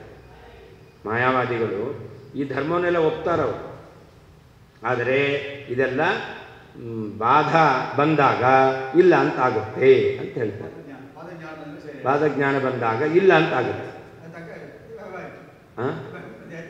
ವ್ಯಾವಹಾರಿಕ ಅಂತ ಹೇಳ್ತಾರೆ. ಆದರೆ ವೇದವ್ಯಾಸದೇವರು ನಾ ಅಮಂಸ ಆ ಧರ್ಮಗಳನ್ನು ಬಾಧ್ಯವಾಗುತ್ತೆ, ವ್ಯಾವಹಾರಿಕ ಧರ್ಮಗಳು ಅಂತ ಅವರು ಹೇಳಿಲ್ಲ, ಸತ್ಯ ಅಂತಲೇ ಹೇಳಿದ್ದಾರೆ. ಏನು ಬಾಧಜ್ಞಾನವೂ ಮಿಥ್ಯಾವೆ, ಬಾಧಜ್ಞಾನ ಆಗಲಿ ಮಿಥ್ಯ ಆದರೂ ಕೂಡ ಅವ್ರು ಹೇಳ್ತಾರೆ, ತಾನು ಮಿಥ್ಯ ಆದರೂ ಕೂಡ ಉಳಿದದ್ದೆಲ್ಲವನ್ನೂ ಮಿಥ್ಯ ಅಂತ ಮಾಡಿ ಹೊಟ್ಟೋಗುತ್ತೆ. ಕಾಡಿನಲ್ಲಿ ಬೆಂಕಿ ಹತ್ಕೊಳ್ಳುತ್ತೆ, ಹೇಗೆ ಹತ್ಕೊಳ್ತು? ವೇಣು ಸಂಘರ್ಷಜ ವನ್ಹಿ, ಎರಡು ಬೊಂಬುಗಳಿಗೆ ಘರ್ಷಣೆ ಆದ್ದರಿಂದ ಬೆಂಕಿ ಹುಟ್ಕೊಳ್ತು. ಅದರಿಂದ ಏನಾಯಿತು? ಕಾಡನ್ನು ಮಾತ್ರ ಸುಡೋದಲ್ಲ, ತಾನು ಸುಟ್ಟೋಗುತ್ತೆ ಅಲ್ವಾ? ಹಾಗೆ ಈ ಜ್ಞಾನ ಇದೆಯಲ್ಲ, ಇದು ಉಳಿದದ್ದೆಲ್ಲವನ್ನೂ ಇಲ್ಲ ಅಂತ ಮಾಡುತ್ತೆ, ತಾನೂ ಇಲ್ಲ ಅಂತ ಆಗುತ್ತೆ. ಅರ್ಥ ಆಯ್ತಾ? ವೇಣು ಸಂಘರ್ಷಜ ವನ್ಹಿ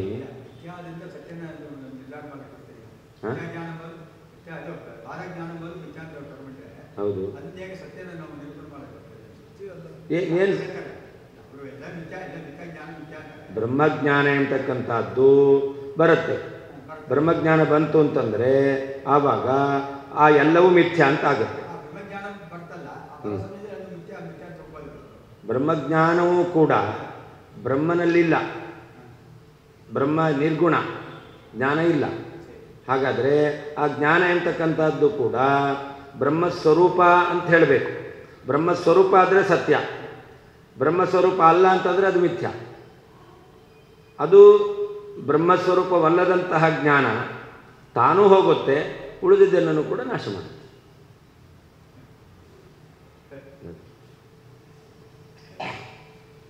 ನ ಕೇವಲಂ ಗುಣಸಿದ್ಧಿ, ಹಿಂದೆ ಹೇಳಿದಾಗೆ ಕೇವಲ ಗುಣ ಮಾತ್ರ ಸಿದ್ಧ ಆಗೋದಲ್ಲ, ಗುಣಾನಾಂ ಸತ್ಯತಾಪಿ, ಭಗವಂತನಲ್ಲಿ ಗುಣದ ಸತ್ಯತ್ವವು ಸಿದ್ಧವಾಗುತ್ತೆ. ಹಿಂದೆ ಹೇಳಿದ ರೀತಿಯಲ್ಲಿ ಭಗವಂತನಲ್ಲಿ ಅದೃಶ್ಯತ್ವಾದಿ ಗುಣ ಇದೆ ಅಂತಂದರೆ ನಾವು ಹೇಳ್ತೇವೆ ಗುಣ, ಯಾಕೆ ಅದೆಲ್ಲ ಮಿಥ್ಯಾಭೂತವಾದ ಗುಣ. ಅದಕ್ಕೆ ಹೇಳ್ತಾರೆ ಗುಣ ಸಿದ್ಧ ಆಯಿತು ಅಂತಲ್ಲ, ಗುಣಕ್ಕೆ ಸತ್ಯತ್ವವು ಸಿದ್ಧವಾಗುತ್ತೆ. ಇತಿ ಸಾಹಿತ್ಯ ಮುದ್ರೆಯ ಆಹ, ಆಲಂಕಾರಿಕವಾಗಿ ಹೇಳ್ತಾ ಇದ್ದಾರೆ.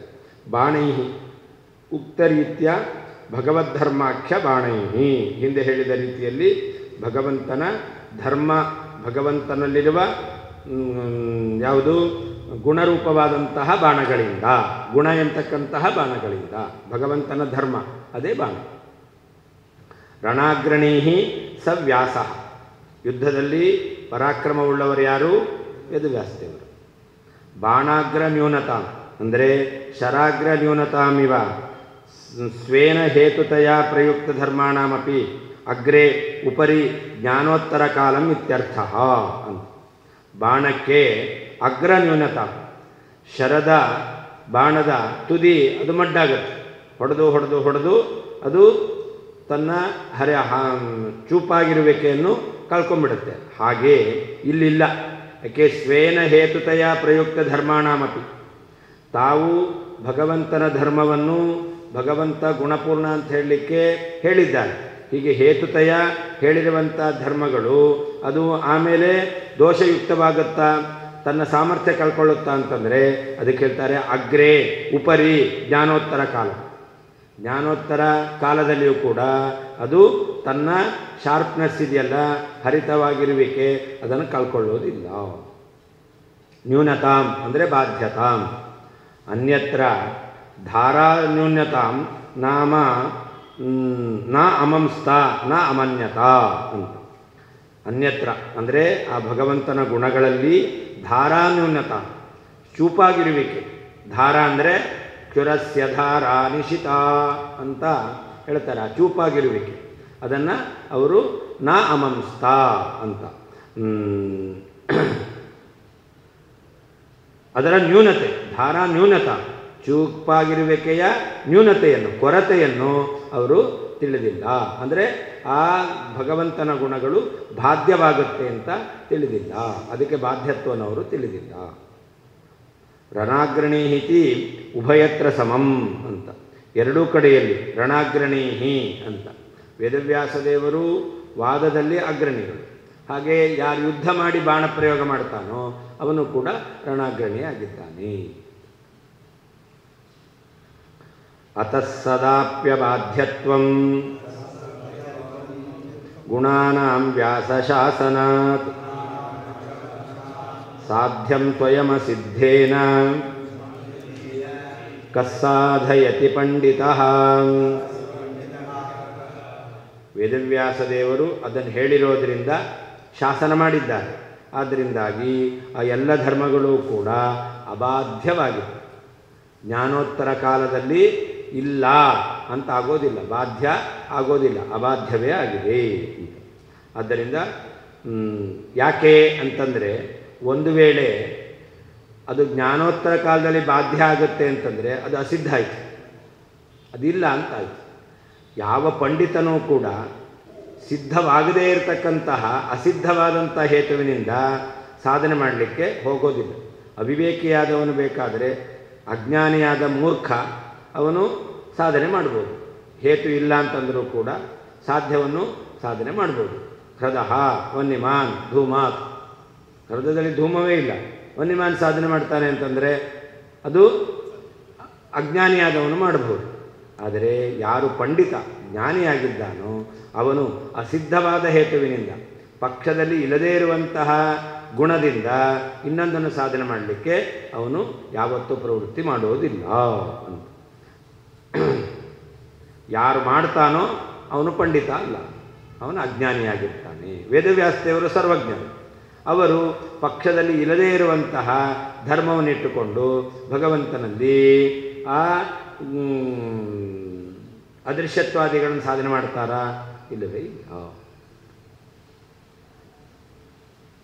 ಅತಃ ಗುಣಗಳಿಗೆ ನ್ಯೂನತ್ವ ಬಾಧ್ಯತ್ವ ಇಲ್ಲ. ಆದ್ದರಿಂದ ವ್ಯಾಸಶಾಸನಾತ್ ವೇದವ್ಯಾಸದೇವರು ತಮ್ಮ ಸೂತ್ರಗಳಲ್ಲಿ ಹೇಳಿರುವುದರಿಂದ ಗುಣಾನಾಂ ಭಗವಂತನ ಗುಣಗಳಿಗೆ ಸದಾಪಿ ಯಾವಾಗಲೂ ಅಬಾಧ್ಯತ್ವಂ ಬಾಧ್ಯತ್ವ ಇರುವಿಕೆಯೂ ಇಲ್ಲ, ಬಾಧ್ಯತ್ವವೂ ಇರುವುದಿಲ್ಲ.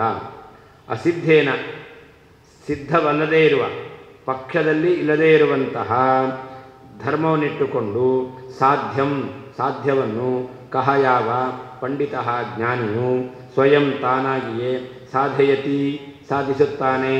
ಇಲ್ಲವೇ ಇಲ್ಲ.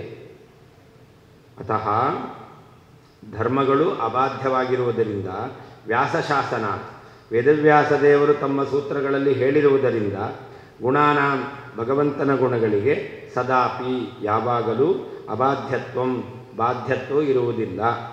ಅಸಿದ್ಧೇನ ಪಕ್ಷದಲ್ಲಿ ಇಲ್ಲದೇ ಇರುವಂತಹ ಧರ್ಮದಿಂದ ಸಾಧ್ಯವನ್ನು ಕಹ ಯಾವ ಪಂಡಿತ ಜ್ಞಾನಿಯಾದವನು ಸ್ವಯಂ ತಾನಾಗಿಯೇ ಸಾಧಯತಿ ಸಾಧಿಸುತ್ತಾನೆ? ಇಲ್ಲವೇ ಇಲ್ಲ. ಇವರು ಜ್ಞಾನಿಗಳು ಅಂದರೆ ಸಿದ್ಧವಾದ್ದನ್ನೇ ಹೇತು ಹೇಳಿರ್ತಾರೆ. ಆದ್ದರಿಂದ ಆ ಗುಣಗಳು ಯಾವಾಗಲೂ ಇರುತ್ತೆ. ಬಾಣಾಗ್ರ ನ್ಯೂನತಾಯ ಕ್ವಾಪಿ ಅದೃಷ್ಟತ್ವ ಅಲ್ಲ,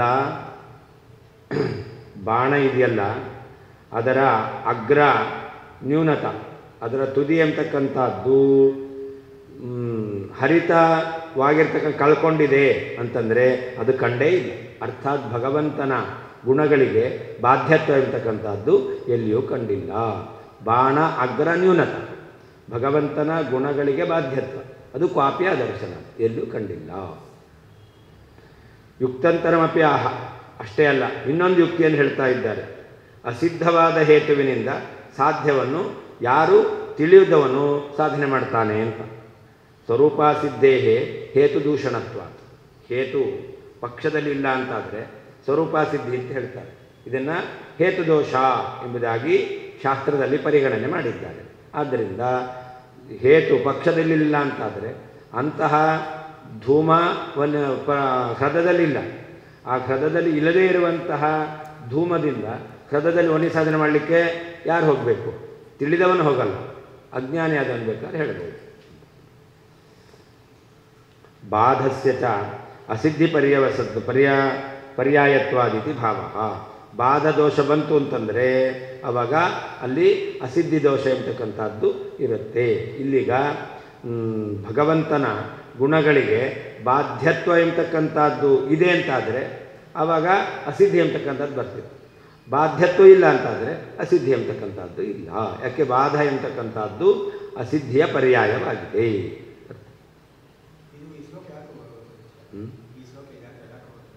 ಏನು?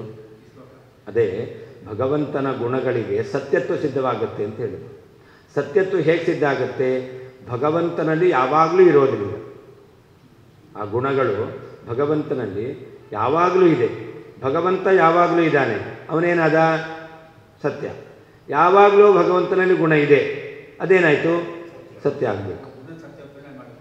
ಹಾಂ, ಹೌದು ಹೌದು, ಹಾಂ, ಗುಣ ಸತ್ಯ. ಹಿಂದೆ ಹೇಳಿದ್ರಲ್ಲ, ಗುಣ ಸಿದ್ಧ ಆಗುತ್ತೆ ಮಾತ್ರ ಅಲ್ಲ, ಗುಣಕ್ಕೆ ಸತ್ಯತ್ವವು ಸಿದ್ಧವಾಗುತ್ತೆ ಅಂತ. ಯಾಕೆ ಅಂತಂದರೆ ಅದನ್ನೇ ಹೇಳಿದ್ದು, ಭಗವಂತನಲ್ಲಿರುವ ಗುಣಕ್ಕೆ ಅಬಾಧ್ಯತ್ವವನ್ನು ಹೇಳಿದ್ದಾರೆ. ಬಾಧ್ಯತ್ವ ಇಲ್ಲ. ಬಾಧ್ಯತ್ವ ಇದ್ದಿದ್ದರೆ ಗುಣ ಯಾವಾಗಲೂ ಇಲ್ಲ, ಆವಾಗ ಸತ್ಯತ್ವ ಇಲ್ಲ. ಆದರೆ ಭಗವಂತನಲ್ಲಿ ಗುಣಕ್ಕೆ ಅಬಾಧ್ಯತ್ವ, ಅದು ಬಾಧ್ಯ ಆಗಲ್ಲ. ಹಾಗಾದರೆ ಗುಣ ಯಾವಾಗಲೂ ಇದೆ, ಸತ್ಯ ಅಂತ ಆಯಿತು. ಗುಣಕ್ಕೆ ಸತ್ಯತ್ವ ಹೇಳ್ತಾರೆ.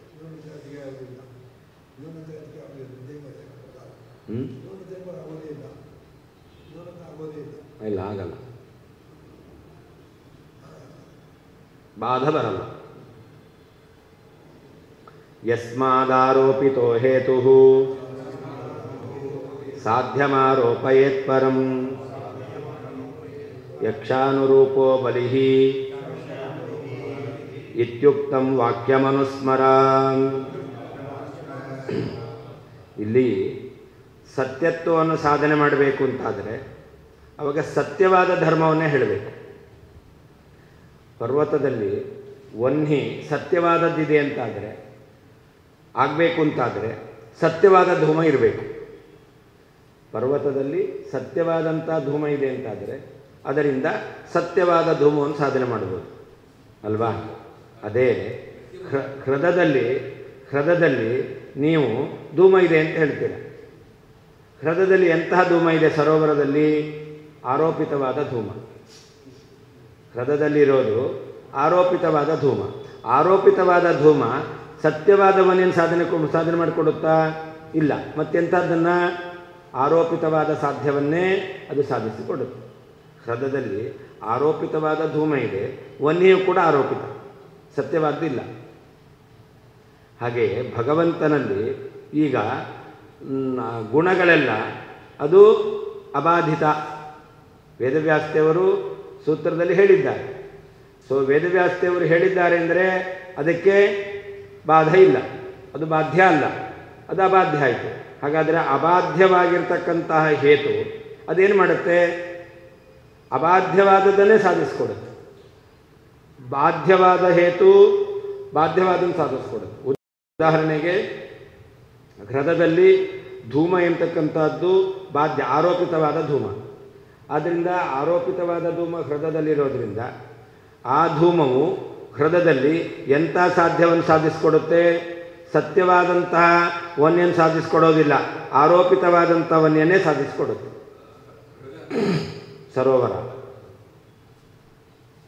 ಸರೋವರದಲ್ಲಿ ಇವಾಗ ಧನುರ್ಮಾಸ ಅಲ್ವಾ?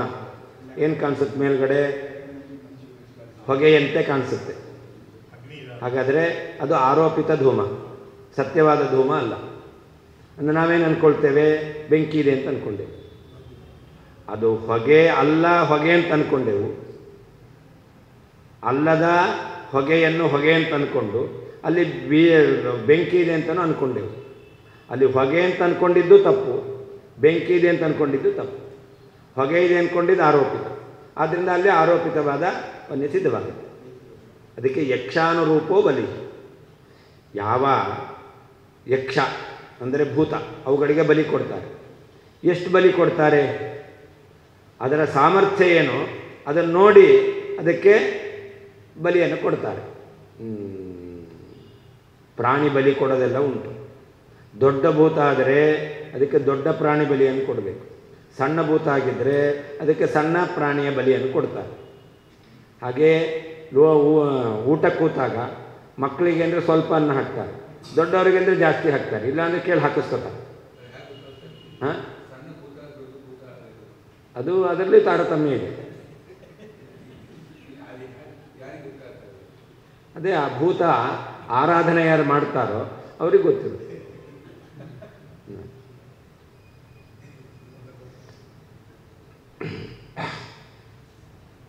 ಯಸ್ಮಾದ್ ಹೌದು, ಆದರೆ ಹೇತು ದೋಷ ಇರೋದ್ರಿಂದ ಸಾಧ್ಯವೂ ದುಷ್ಟವಾದದ್ದೇ ಆಗಿರುತ್ತೆ. ಹಾಂ, ಅಂದರೆ ಸತ್ಯವಾದಂಥ ಧರ್ಮವನ್ನು ಭಗವಂತನಲ್ಲಿ ಸಾಧನೆ ಮಾಡಬೇಕು ಅಂತಾದರೆ ಆವಾಗ ಹೇತು ಸತ್ಯವೇ ಆಗಿರಬೇಕು. ಯಕ್ಷಾನುರೂಪ ಬಲಿ. ಅದರ ಸಾಮರ್ಥ್ಯವನ್ನು ನೋಡಿ ಅದಕ್ಕೆ ಅನುಗುಣವಾಗಿ ಅದಕ್ಕೆ ನಾವು ಬಲಿಯನ್ನು ಕೊಡ್ತೇವೆ. ಹಾಗೆ ಇಲ್ಲಿಯೂ ಕೂಡ ಹೇತು ಸತ್ಯವಾಗಿದೆ ಅಂತ ಸಾಧ್ಯ ಸತ್ಯವಾಗುತ್ತೆ. ಹೇತು ಸತ್ಯ ಆಗಲಿಲ್ಲ ಅಂದರೆ ಸಾಧ್ಯವೂ ಸತ್ಯ ಆಗೋದಿಲ್ಲ.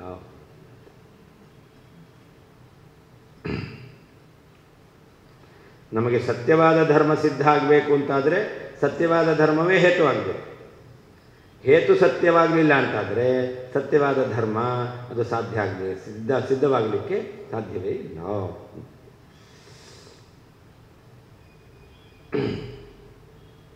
ಯಸ್ಮಾತ್ ಯಾವ ಕಾರಣದಿಂದ ಆರೋಪಿತ ಕಲ್ಪಿತವಾದಂತಹ ಹೇತು ಧರ್ಮವು ಪರಂ ಮತ್ತೊಂದು ಸಾಧ್ಯವನ್ನು ಆರೋಪಯೇ ಅದು ಕಲ್ಪಿತವಾದದ್ದನ್ನೇ ಸಾಧಿಸುತ್ತದೆ.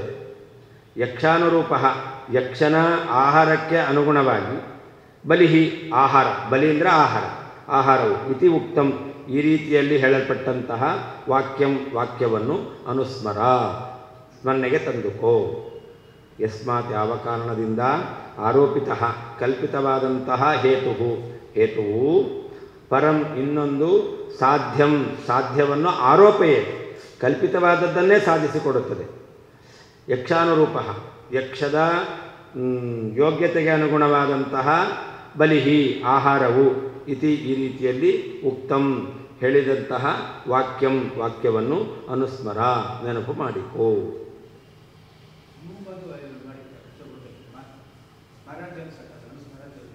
ಅದೇ ಪರವಾಗಿಲ್ಲ, ಉಪಸರ್ಗ ಅದರಿಂದ ಏನಾಗಿಲ್ಲ, ಚೆನ್ನಾಗಿ ಸ್ಮರಣೆ ಮಾಡು.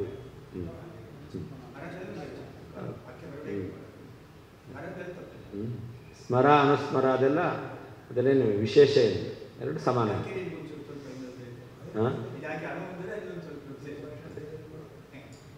ಇಲ್ಲಿ ಏನು ವಾಕ್ಯವು ಶ್ಲೋಕವು ಪೂರ್ಣ ಆಗಬೇಕಲ್ಲ, ಅದಕ್ಕೋಸ್ಕರ ವಾಕ್ಯವನ್ನು ಸ್ಮರ.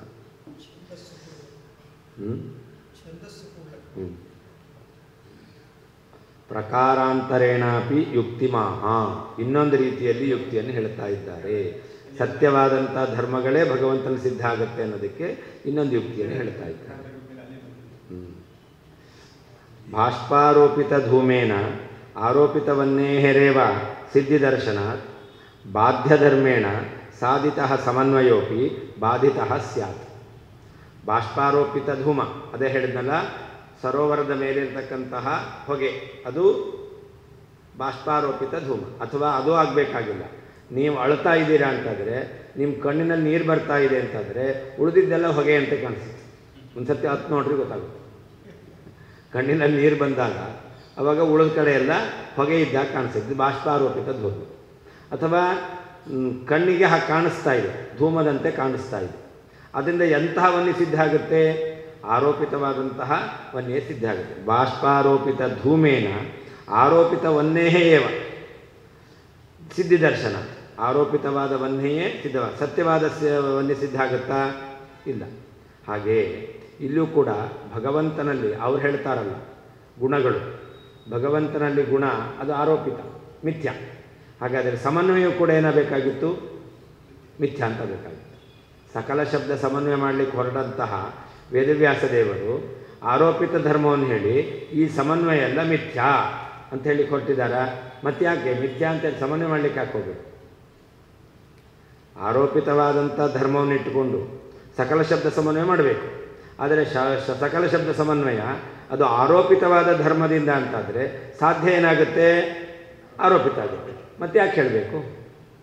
ವೇದವ್ಯಾಸದೇವರು ಬುದ್ಧಿವಂತರು, ಅದನ್ನು ಮಾಡ್ತಾನೇ ಇರಲಿಲ್ಲ.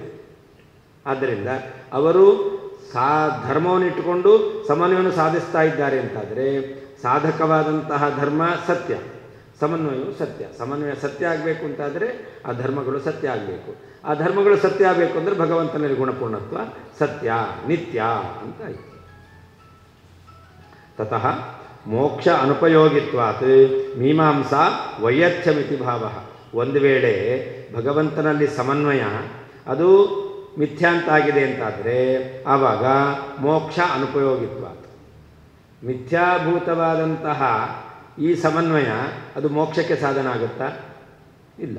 ಹಾಗಾದರೆ ಮೋಕ್ಷಕ್ಕೆ ಆ ಮಿಥ್ಯಾಭೂತವಾದ ಶಬ್ದ ಸಮನ್ವಯ ಅಥವಾ ಗುಣಪೂರ್ಣತ್ವ ಅದು ಯಾವುದಕ್ಕೂ ಉಪಯೋಗ ಬರೋದಿಲ್ಲ. ಆದ್ದರಿಂದಾಗಿ ಮೀಮಾಂಸಾ ವೈಯರ್ಥ್ಯ, ಬ್ರಹ್ಮಸೂತ್ರಗಳ ಮೂಲಕ ಏನು ಬ್ರಹ್ಮನ ವಿಚಾರ ಮಾಡಿದ್ದಾರೆ ಇದೇ ವ್ಯರ್ಥ ಅಂತ ಆಗ್ತಿತ್ತು. ಎಲ್ಲ ತಿಳಿದಿದ್ದು ಆಮೇಲೆ ಮಿಥ್ಯಾ ತಿಳ್ಕೋಬೇಕು. ಅದು ಮಾಡಿ ಏನು ಪ್ರಯೋಜನ? ಮೊದಲೇ ಒಂದೇ ಮತ್ತು ಮಿಥ್ಯಾ ಅಂತ ಹೇಳ್ಬಿಟ್ಟಿದ್ರೆ ಆವಾಗ ಓದದೇ ಉಳಿತಿತ್ತು. ಎಲ್ಲ ಓದ್ಬಿಡೋದು, ಆಮೇಲೆ ಇಷ್ಟೆಲ್ಲ ಓದಿದ್ದನ್ನು ಮರೆತು ಬಿಡ್ರಿ ಅಂತ ಹೇಳೋದು. ಓದಬೇಕಾಗ್ತದೆ. ಓದಲೇನೆ ನಮಗೆ ತಲೆಗೆ ತಂದ್ಕೊಳ್ದೇನೆ ಅದನ್ನು ನಾವು ಬಿಡ್ಬೋದಾಗಿತ್ತು. ಅದು ಬಿಟ್ಟು ತಲೆಗೆ ತಂದ್ಕೊಂಡು ಆಮೇಲೆ ಮರೆತು ಬಿಡ್ರಿ, ಅದನ್ನು ಬಿಡಬೇಕಲ್ಲ, ಅದನ್ನು ಪಡಿಬೇಕಾಗಿದೆ. ಅದರಿಂದ ಮೀಮಾಂಸಾ ಬ್ರಹ್ಮ ವಿಷಯಕ್ಕೆ ವಿಚಾರವೇ ವ್ಯರ್ಥ ಅಂತ ಆಗ್ತಾ ಇತ್ತು. ಹಾಂ,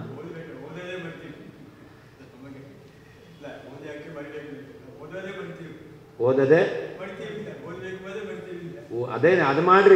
ಯಾವಾಗ ಭಗವಂತನಲ್ಲಿರುವಂಥ ಗುಣಗಳು ಮಿಥ್ಯಾ ಅಂತ ಆಯಿತು ಆವಾಗ ಓದೋದನ್ನು ಮರೀರಿ, ತೊಂದರೆ ಇಲ್ಲ, ನಿಮ್ಗೆ ಏನು ಹಾನಿ ಇಲ್ಲ. ಅದನ್ನು ಹಾಂ ಅದು ಬಿಟ್ಟಿದ್ದು ಒಳ್ಳೇದಾಯ್ತು, ಬಿಟ್ಟಿದ್ದೇ ಒಳ್ಳೇದಾಯ್ತು, ಹಾನಿ ಏನಿಲ್ಲ ಅದಕ್ಕೆ. ಇಷ್ಟೆಲ್ಲ ಕಷ್ಟಪಟ್ಟು ಓದಿ ಇದನ್ನೆಲ್ಲ ನಾವು ತಿಳ್ಕೊಂಡಿದ್ದು ಅದು ಸತ್ಯ ಅಲ್ಲ ಅಂತ ಆಗಿಬಿಟ್ರೆ ಮತ್ತೆ ಯಾಕೆ ಕಷ್ಟಪಟ್ಟು ಓದಬೇಕು? ನಾನು ಶಬ್ದಾನಾಂ ಮುಖ್ಯವೃತ್ತಿಂಚ ಶಬ್ದೇ ಸಿದ್ಧಾಂತಯಂಜಗೌ ನ ಚೇದ್ದೇತೋರನೇಕಾಂತ್ಯಂ ತದ್ಬ್ರಹ್ಮಣಿನ ಲಕ್ಷಣ. ವೇದವ್ಯಾಸದೇವರು ಭಗವಂತನಲ್ಲಿ ಇರುವಂತಹ ಶಬ್ದಗಳಿಂದ, ಭಗವತ್ ಪ್ರತಿಪಾದಕವಾದಂಥ ಶಬ್ದಗಳು, ಆ ಶಬ್ದಗಳಿಂದ ಭಗವಂತನನ್ನು ಪ್ರತಿಪಾದ್ಯ ಎಂಬುದಾಗಿ ಸಿದ್ಧಾಂತ ಮಾಡಿದ್ದಾರೆ.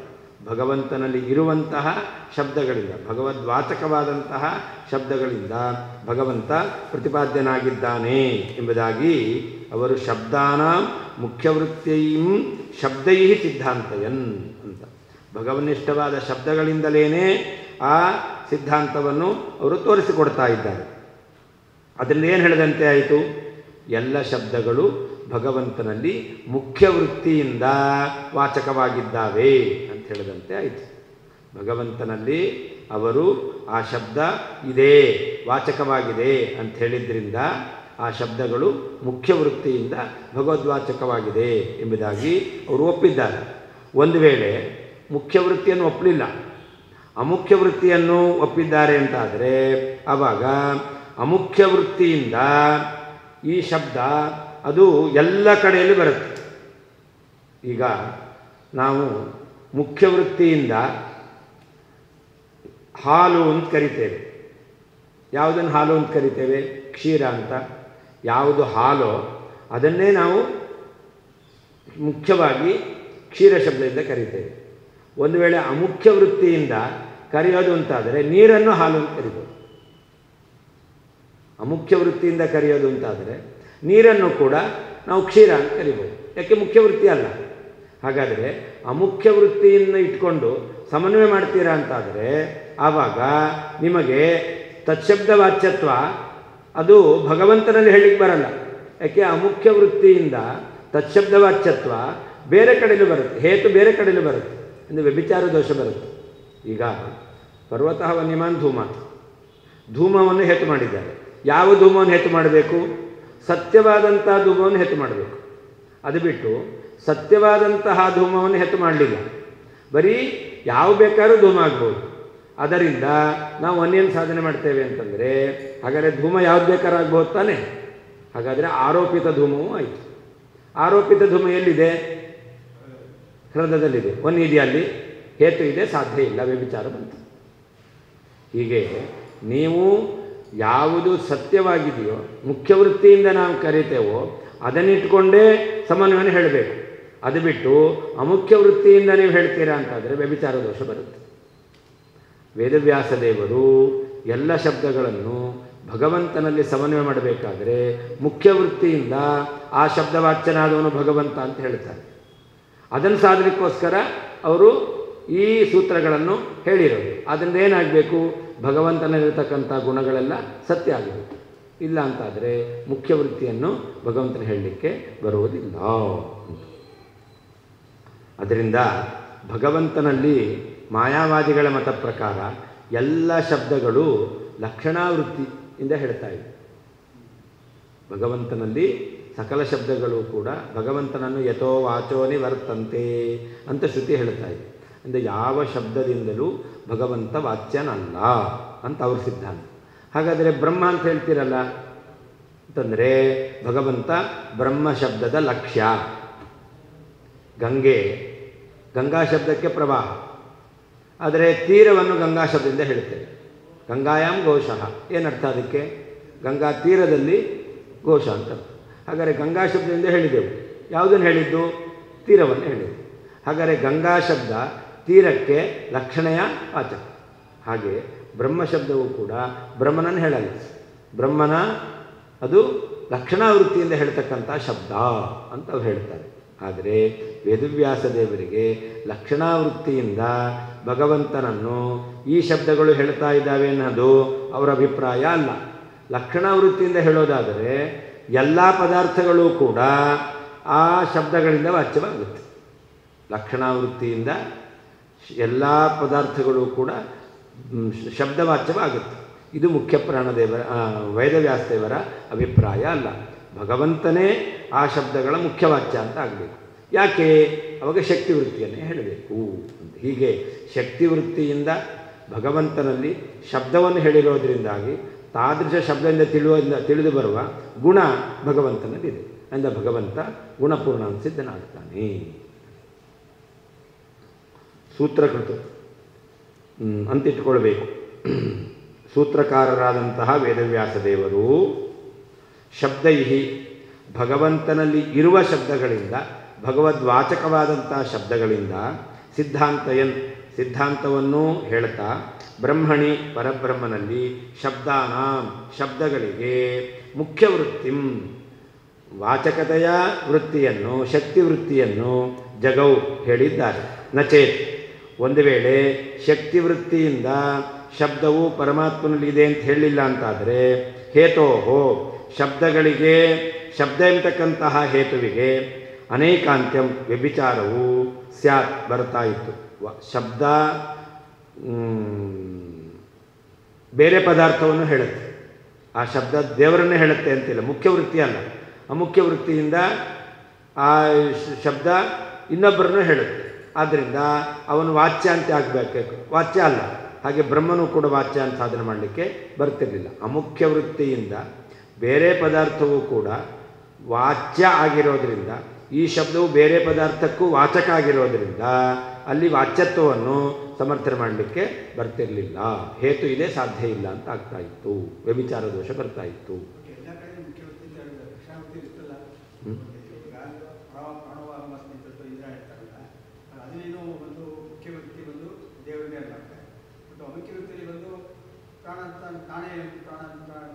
ಅರ್ಥವೇ ಅಲ್ಲ ಅದಕ್ಕೆ.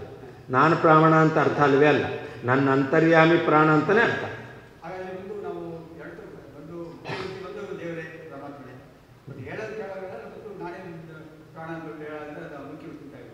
ಅಲ್ಲ ಅಂತ ಅಮುಖ್ಯ ವೃತ್ತಿಯಿಂದ ಅಲ್ಲವೇ ಅರ್ಥವೇ ಅಲ್ಲೇ ಅಲ್ಲ. ಅಮುಖ್ಯ ವೃತ್ತಿಯಿಂದ ಅಂತ ಆಗಿದ್ರೆ ಏನಾಗ್ತಿತ್ತು? ಇಂದ್ರನು ಕೂಡ ಪ್ರಾಣಶಬ್ದವಾಚ್ಯನಾದವನು ಅಂತ ಆಗ್ತಿತ್ತು. ಅಲ್ಲವೇ ಅಲ್ಲ,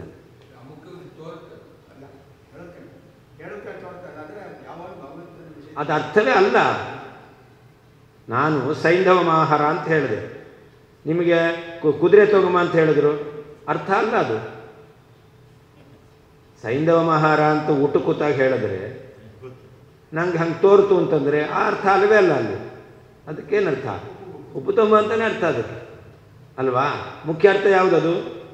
ಸೈಂಧವ ಶಬ್ದ ಯಾವುದಕ್ಕೆ ವಾಚಕ? ಅದು ಉಪ್ಪಿಗೆ ವಾಚಕ. ಹಾಗೆ ಪ್ರಾಣೋವಾಹಮಸ್ಮಿ ಅಂತ ಅವನು ಹೇಳಿದ್ದಾನೆ ಎಂದ ಮಾತ್ರಕ್ಕೆ ಅಲ್ಲಿ ನಾನು ಪ್ರಾಣ ಅನ್ನೋದು ಅಮುಖ್ಯ ಅರ್ಥವೂ ಅಲ್ಲ. ಹೌದು, ಯಾವ ಶಬ್ದವೂ ಅಮುಖ್ಯ ವೃತ್ತಿಯಿಂದ ಭಗವದ್ವಾಚಕ ಅಲ್ಲವೇ ಅಲ್ಲ. ಮಹಾಯೋಗ ವಿದ್ವದ್ರೂಢಿ, ಭಗವಂತನಲ್ಲಿ ಮಹಾಯೋಗ ವಿದ್ವದ್ರೂಢಿ, ಉಳಿದವರಲ್ಲಿ ಯೋಗ ಅಷ್ಟೇ, ಮಹಾಯೋಗ ಇಲ್ಲ. ಇಲ್ಲ, ಯಾರಲ್ಲೂ ಇಲ್ಲ. ಹೌದು, ಏನು ನಾಮಾನಿ ಸರ್ವಾಣಿ ಯಮಾವಿಶಂತಿ ತಮ್ಮೈ ವಿಷ್ಣುಂ ಪರಮಂ ಉದಾಹರಂತಿ. ನಾಮಾನಿ ಸರ್ವಾಣಿ ಯಮಾವಿಶಂತಿ ಯೋ ದೇವಾನಾಂ ನಾಮಧ ಏಕ ಏವ ಸರ್ವೇ ವೇದಾಹ ಯತ್ಪದಮಾಮನಂತಿ. ಅಂದರೆ ಪರಮಾತ್ಮನನ್ನೇ ಮುಖ್ಯ ವೃತ್ತಿ ಅಂತ ಹೇಳೋದು. ಅಮುಖ್ಯ ಉಳಿದಿದ್ದನ್ನೆಲ್ಲ ಅಮುಖ್ಯ ವೃತ್ತಿಯಿಂದ ಹೇಳೋದು. ದೇವರನ್ನು ಕೂಡ ಅಮುಖ್ಯ ವೃತ್ತಿಯಿಂದ ಹೇಳೋದು ಅಂತಾದರೆ ಆವಾಗ ತತ್ಶಬ್ದ ಸಮನ್ವಯ ಭಗವಂತನಲ್ಲೇ ಆಗಲ್ಲ. ಯಾಕೆ? ಅಮುಖ್ಯ ವೃತ್ತಿಯಿಂದ ಬೇರೆಯದನ್ನು ಹೇಳುತ್ತೆ, ಅಲ್ಲಿ ಸಮನ್ವಯ ಇಲ್ಲ, ಭಗವಂತನಲ್ಲೂ ಇಲ್ಲ ಅಂತ ಆಗ್ತಾ ಇತ್ತು.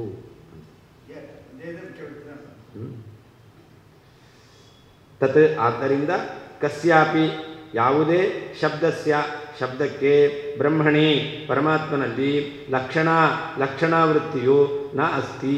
ಯಾವ ಶಬ್ದವು ಭಗವಂತನನ್ನು ಲಕ್ಷಣಾವೃತ್ತಿಯಿಂದ ಹೇಳೋದಿಲ್ಲ. ಅದು ನಮ್ಮ ಸಿದ್ಧಾಂತ. ಅವ್ರ ಸಿದ್ಧಾಂತ ಎಲ್ಲ ಶಬ್ದವು ಭಗವಂತನನ್ನು ಲಕ್ಷಣಾವೃತ್ತಿಯಿಂದಲೇ ಹೇಳುತ್ತೆ, ಮುಖ್ಯ ವೃತ್ತಿಯಿಂದ ಹೇಳೋದೇ ಇಲ್ಲ ಅಂತ ಅವರು. ಇಷ್ಟು ನಮಗೂ ಅವರಿಗೂ ವ್ಯತ್ಯಾಸ. ಸೂತ್ರಕೃತ ಅಂತ ಇಟ್ಕೊಳ್ಬೇಕು. ಸೂತ್ರಕಾರರಾದಂತಹ ವೇದವ್ಯಾಸದೇವರು ಶಬ್ದೈಹಿ ಭಗವದ್ವಾಚಕವಾದ ಶಬ್ದಗಳಿಂದ ಸಿದ್ಧಾಂತವನ್ನು ಹೇಳ್ತಾ ಬ್ರಹ್ಮಣಿ ಪರಬ್ರಹ್ಮನಲ್ಲಿ ಶಬ್ದಾನಾಂ ಶಬ್ದಗಳಿಗೆ ಮುಖ್ಯವೃತ್ತಿಯನ್ನು ಮುಖ್ಯವಾಗಿ ವಾಚಕತ್ವವನ್ನು ಜಗೌ ಪ್ರತಿಪಾದನೆ ಮಾಡಿದ್ದಾರೆ. ನಚೇತ್ ಶಬ್ದಗಳು ಭಗವಂತನನ್ನು ಮುಖ್ಯವಾಗಿ ಹೇಳಲಿಲ್ಲ ಅಂತಾಗಿದ್ದರೆ ಹೇತೋಹೋ ಶಬ್ದಗಳೆಂಬಂಥ ಹೇತುವಿಗೆ ಅನೇಕಾಂತ್ಯಂ ವ್ಯಭಿಚಾರ ದೋಷವು ಸ್ಯಾತ್ ಬರ್ತಾ ಇತ್ತು. ಅಮುಖ್ಯ ವೃತ್ತಿಯ ವಾಚಕ ಆಗಿದೆ, ಸಮನ್ವಯ ಇಲ್ಲ ಎಂಬುದಾಗಿ ವ್ಯಭಿಚಾರ ಬರ್ತಾ ಇತ್ತು.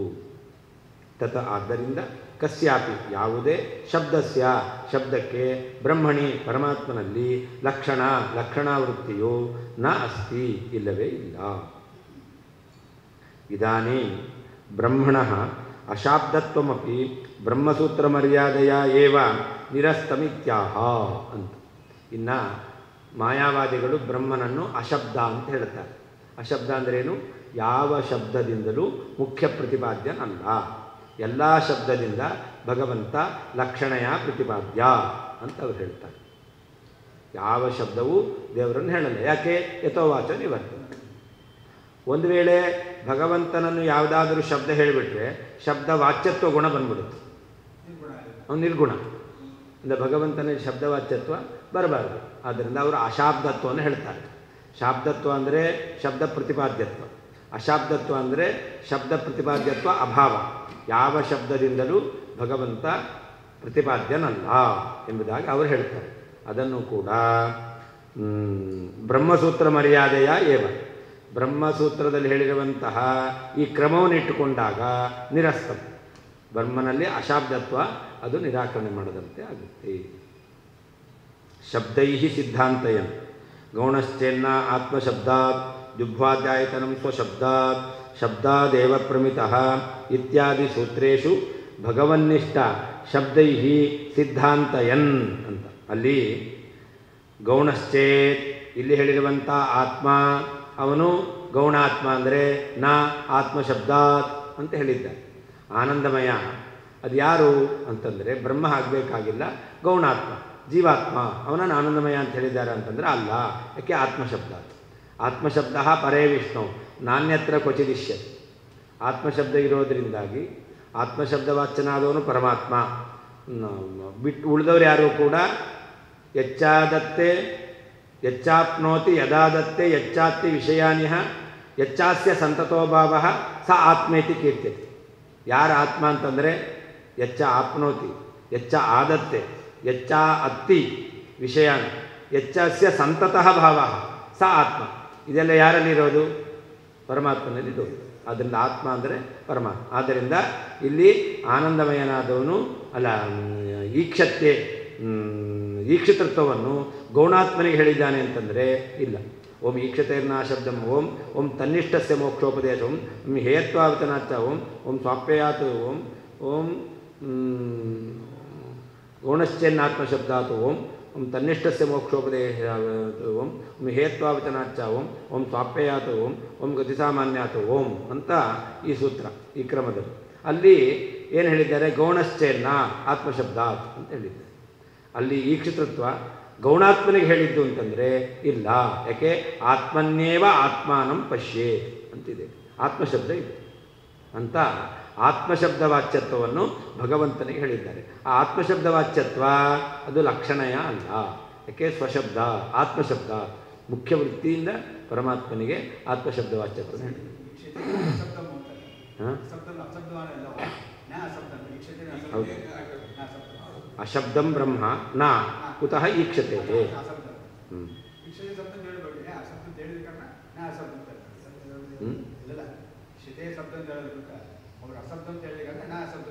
ಹೌದು, ಅದನ್ನು ಖಂಡನೆ ಮಾಡಿದ್ದು. ಈಕ್ಷತೆ ಅಂತ ಹೇತುವನ್ನು ಹೇಳಿದ್ದು ಅಲ್ಲಿ.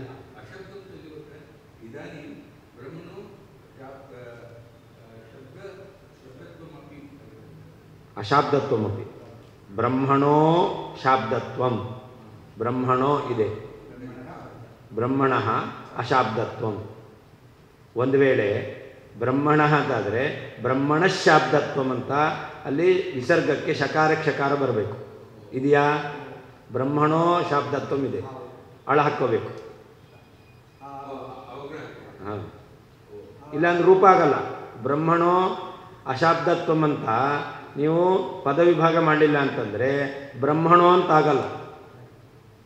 ಬ್ರಹ್ಮಣ ಅಶಾಬ್ದತ್ವಂ ಅಂತ ಪದವಿಭಾಗ ಮಾಡಿದ್ರೇ ಬ್ರಹ್ಮಣೋ ಶಾಬ್ದತ್ವಂ ಅಂತ ಆಗುತ್ತೆ.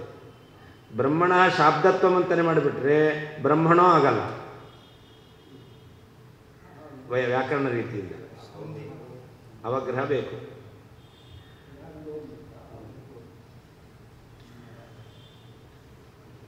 ಇದೆಲ್ಲ ಶಬ್ದಗಳನ್ನು ನಾವು ಹೇಗೆ ಪದವಿಭಾಗ ಮಾಡಬೇಕು, ಇಲ್ಲ ಅಂದರೆ ತಪ್ಪಾಗೋಗುತ್ತೆ. ಬ್ರಹ್ಮಣ ಶಾಬ್ದತ್ವಮಪಿ ಬ್ರಹ್ಮಸೂತ್ರ ಮರ್ಯಾದೆಯವ ನಿರಸ್ತಂ. ಬ್ರಹ್ಮನಿಗೆ ಶಾಬ್ದತ್ವವನ್ನೇ ಬ್ರಹ್ಮಸೂತ್ರದಲ್ಲಿ ಹೇಳಿದ ಕ್ರಮದಲ್ಲಿ ನಿರಾಕರಣೆ ಮಾಡೋದು. ಶಾಬ್ದತ್ವ ನಿರಾಕರಣೆ ಮಾಡಿದ್ದಲ್ಲ, ಅಶಾಬ್ದತ್ವ ನಿರಾಕರಣೆ ಮಾಡಿ.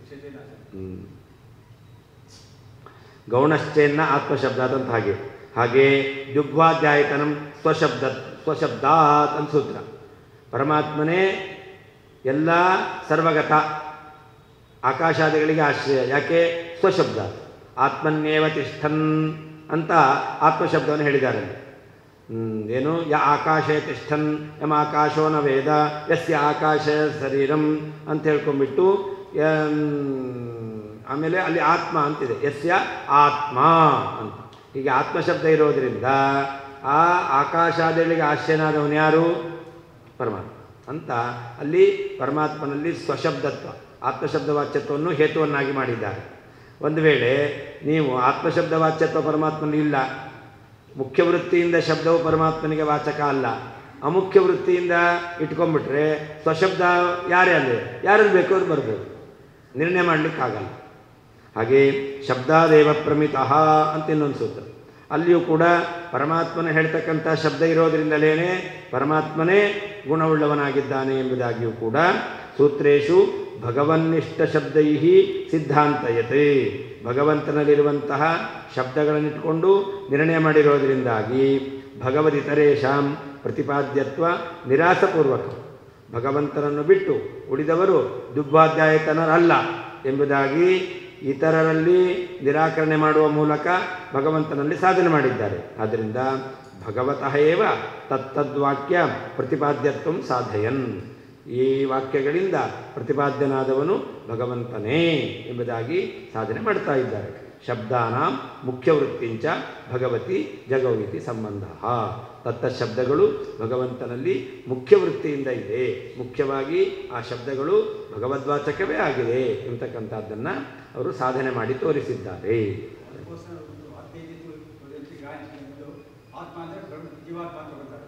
ಯಾರು?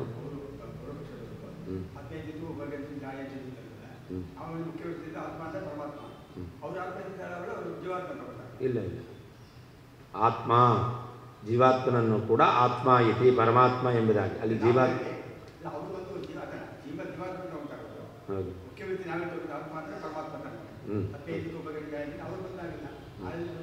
ಅಲ್ಲಲ್ಲ, ಅಲ್ಲಿ ಆತ್ಮ ಅಂತ ತೆಗೆದುಕೊಂಡು ಆ ಆತ್ಮನನ್ನೇ ಪರಮಾತ್ಮ ಎಂಬುದಾಗಿ ಹೇಳ್ತಾರೆ ಅಂತ ಅವ್ರು ಹೇಳ್ತಾರೆ. ಅಹಂ ಬ್ರಹ್ಮಾಸ್ಮಿ ಅಂತ ಅದನ್ನೇ ಆತ್ಮ, ಇನ್ನೊಂದು ಆತ್ಮ ಅದನ್ನು ಆವೃತ್ತಿ ಮಾಡ್ಕೋಬೇಕು. ಅವರು ಮಾಡ್ತಾರೆ, ನಾವು ಮಾಡ್ತೇವೆ. ಹಾಂ, ನಾವು ಆತ್ಮ ಪರಮಾತ್ಮ ಆತ್ಮ ಇತಿ ನಾವು ಆವೃತ್ತಿ ಮಾಡ್ಕೊಳ್ತೇವೆ. ಅವರು ಆತ್ಮ ಆತ್ಮ ಇತಿ ಅವರೇ ಆವೃತ್ತಿ ಮಾಡ್ಕೊಳ್ತಾರೆ. ಆತ್ಮಶಬ್ದ ಆವೃತ್ತಿ ನಾವು ಮಾಡ್ಕೊಳ್ಬೇಕು, ಅವರು ಮಾಡ್ಕೊಳ್ತಾರೆ. ಅವರು ಆ ಮೊದಲನೇ ಆತ್ಮಶಬ್ದಕ್ಕೆ ಜೀವಾತ್ಮ ಅಂತ, ಎರಡನೇ ಆತ್ಮಶಬ್ದಕ್ಕೆ ಪರಮಾತ್ಮ ಅಂತ. ಜೀವಾತ್ಮನನ್ನು ಪರಮಾತ್ಮ ಎಂಬುದಾಗಿ ಅವರು ತಿಳಿತಾರೆ, ಉಪದೇಶ ಮಾಡ್ತಾರೆ ಅಂತ ಅವ್ರು ಹೇಳ್ತಾರೆ. ಅಹಂ ಬ್ರಹ್ಮಾಸ್ಮಿ ಅಂತ. ನಾವು ಹೇಳೋದು ಆತ್ಮ ಪರಮಾತ್ಮ ಆತ್ಮೇತಿ ಮಮ ಸ್ವಾಮಿ ಹರಿರ್ನಿತ್ಯಂ ಎಂಬುದಾಗಿ, ನನಗೆ ಸ್ವಾಮಿ ಎಂಬುದಾಗಿ ಜ್ಞಾನಿಗಳು ತಿಳಿತಾರೆ, ಉಪದೇಶ ಮಾಡ್ತಾರೆ ನಾವು ಹೇಳ್ತೇವೆ. ಈಗ ಆವೃತ್ತಿ ಮಾಡ್ಕೊಳ್ಳೋದು ನಮಗೂ ಇದೆ, ಅವರಿಗೂ ಇದೆ.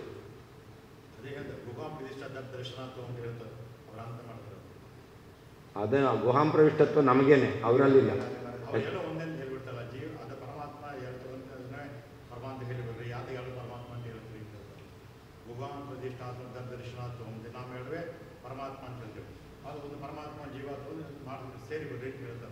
ಅಲ್ಲ, ಅಲ್ಲಿ ಹೇಳಿರೋದು ಗುಹಾಂ ಪ್ರವಿಷ್ಟೋ ಆತ್ಮಾನೋ ಋತಂ ಪಿಬಂತೋ ಸುಕೃತಸ್ಯ ಲೋಕೆ ಎಂಬಲ್ಲಿ ದ್ವಿವಚನ ಇದೆ. ಈ ದ್ವಿವಚನದಲ್ಲಿ ಎರಡು ಯಾರು ಅಂತ ಪ್ರಶ್ನೆ ಅವರಲ್ಲಿ. ಅದಕ್ಕೆ ಎರಡು ಯಾರು ಅಂತಂದರೆ ಒಂದು ಆತ್ಮ, ಇನ್ನೊಂದು ಅಂತಃಕರಣ ಅಂತ ಅವ್ರು ಹೇಳ್ತಾರೆ. ಅಂದರೆ ಆದರೆ ನಾವು ಹೇಳ್ತಕ್ಕಂಥದ್ದು ಅಲ್ಲಿ ಒಬ್ಬನೇ ಪರಮಾತ್ಮ, ಜೀವಾತ್ಮ ಪರಮಾತ್ಮರು ಅಲ್ಲ. ಅಲ್ಲಿ ಪರಮಾತ್ಮನದ್ದೇ ಎರಡು ರೂಪ. ಆತ್ಮಾಂತರಾತ್ಮೆ ಹರಿಹಿ ಆತ್ಮಾಂತರಾತ್ಮೇತಿ ಹರಿಹಿ ಏಕಏವ ದ್ವಿಧಾ ಸ್ಥಿತಃ ಅಂತ ಈ ರೀತಿಯಲ್ಲಿ ನಾವು ಹೇಳಿದ್ವಿ. ಈಗ ಆತ್ಮ ಅಂತರಾತ್ಮ ಪರಮಾತ್ಮನದ್ದೇ ಎರಡು ರೂಪ. ಜೀವಾತ್ಮ ಪರಮಾತ್ಮ ಅಂತನೂ ಅರ್ಥ ಅಲ್ಲ. ಜೀವಾತ್ಮ ಪರಮಾತ್ಮ ಅಂತ ಅವರು ಒಪ್ಪಿಬಿಟ್ರೆ ಭೇದೋಪದಂತೆ ಆಗುತ್ತೆ, ಅಲ್ಲವೇ ಅಲ್ಲ? ಹಾಂ.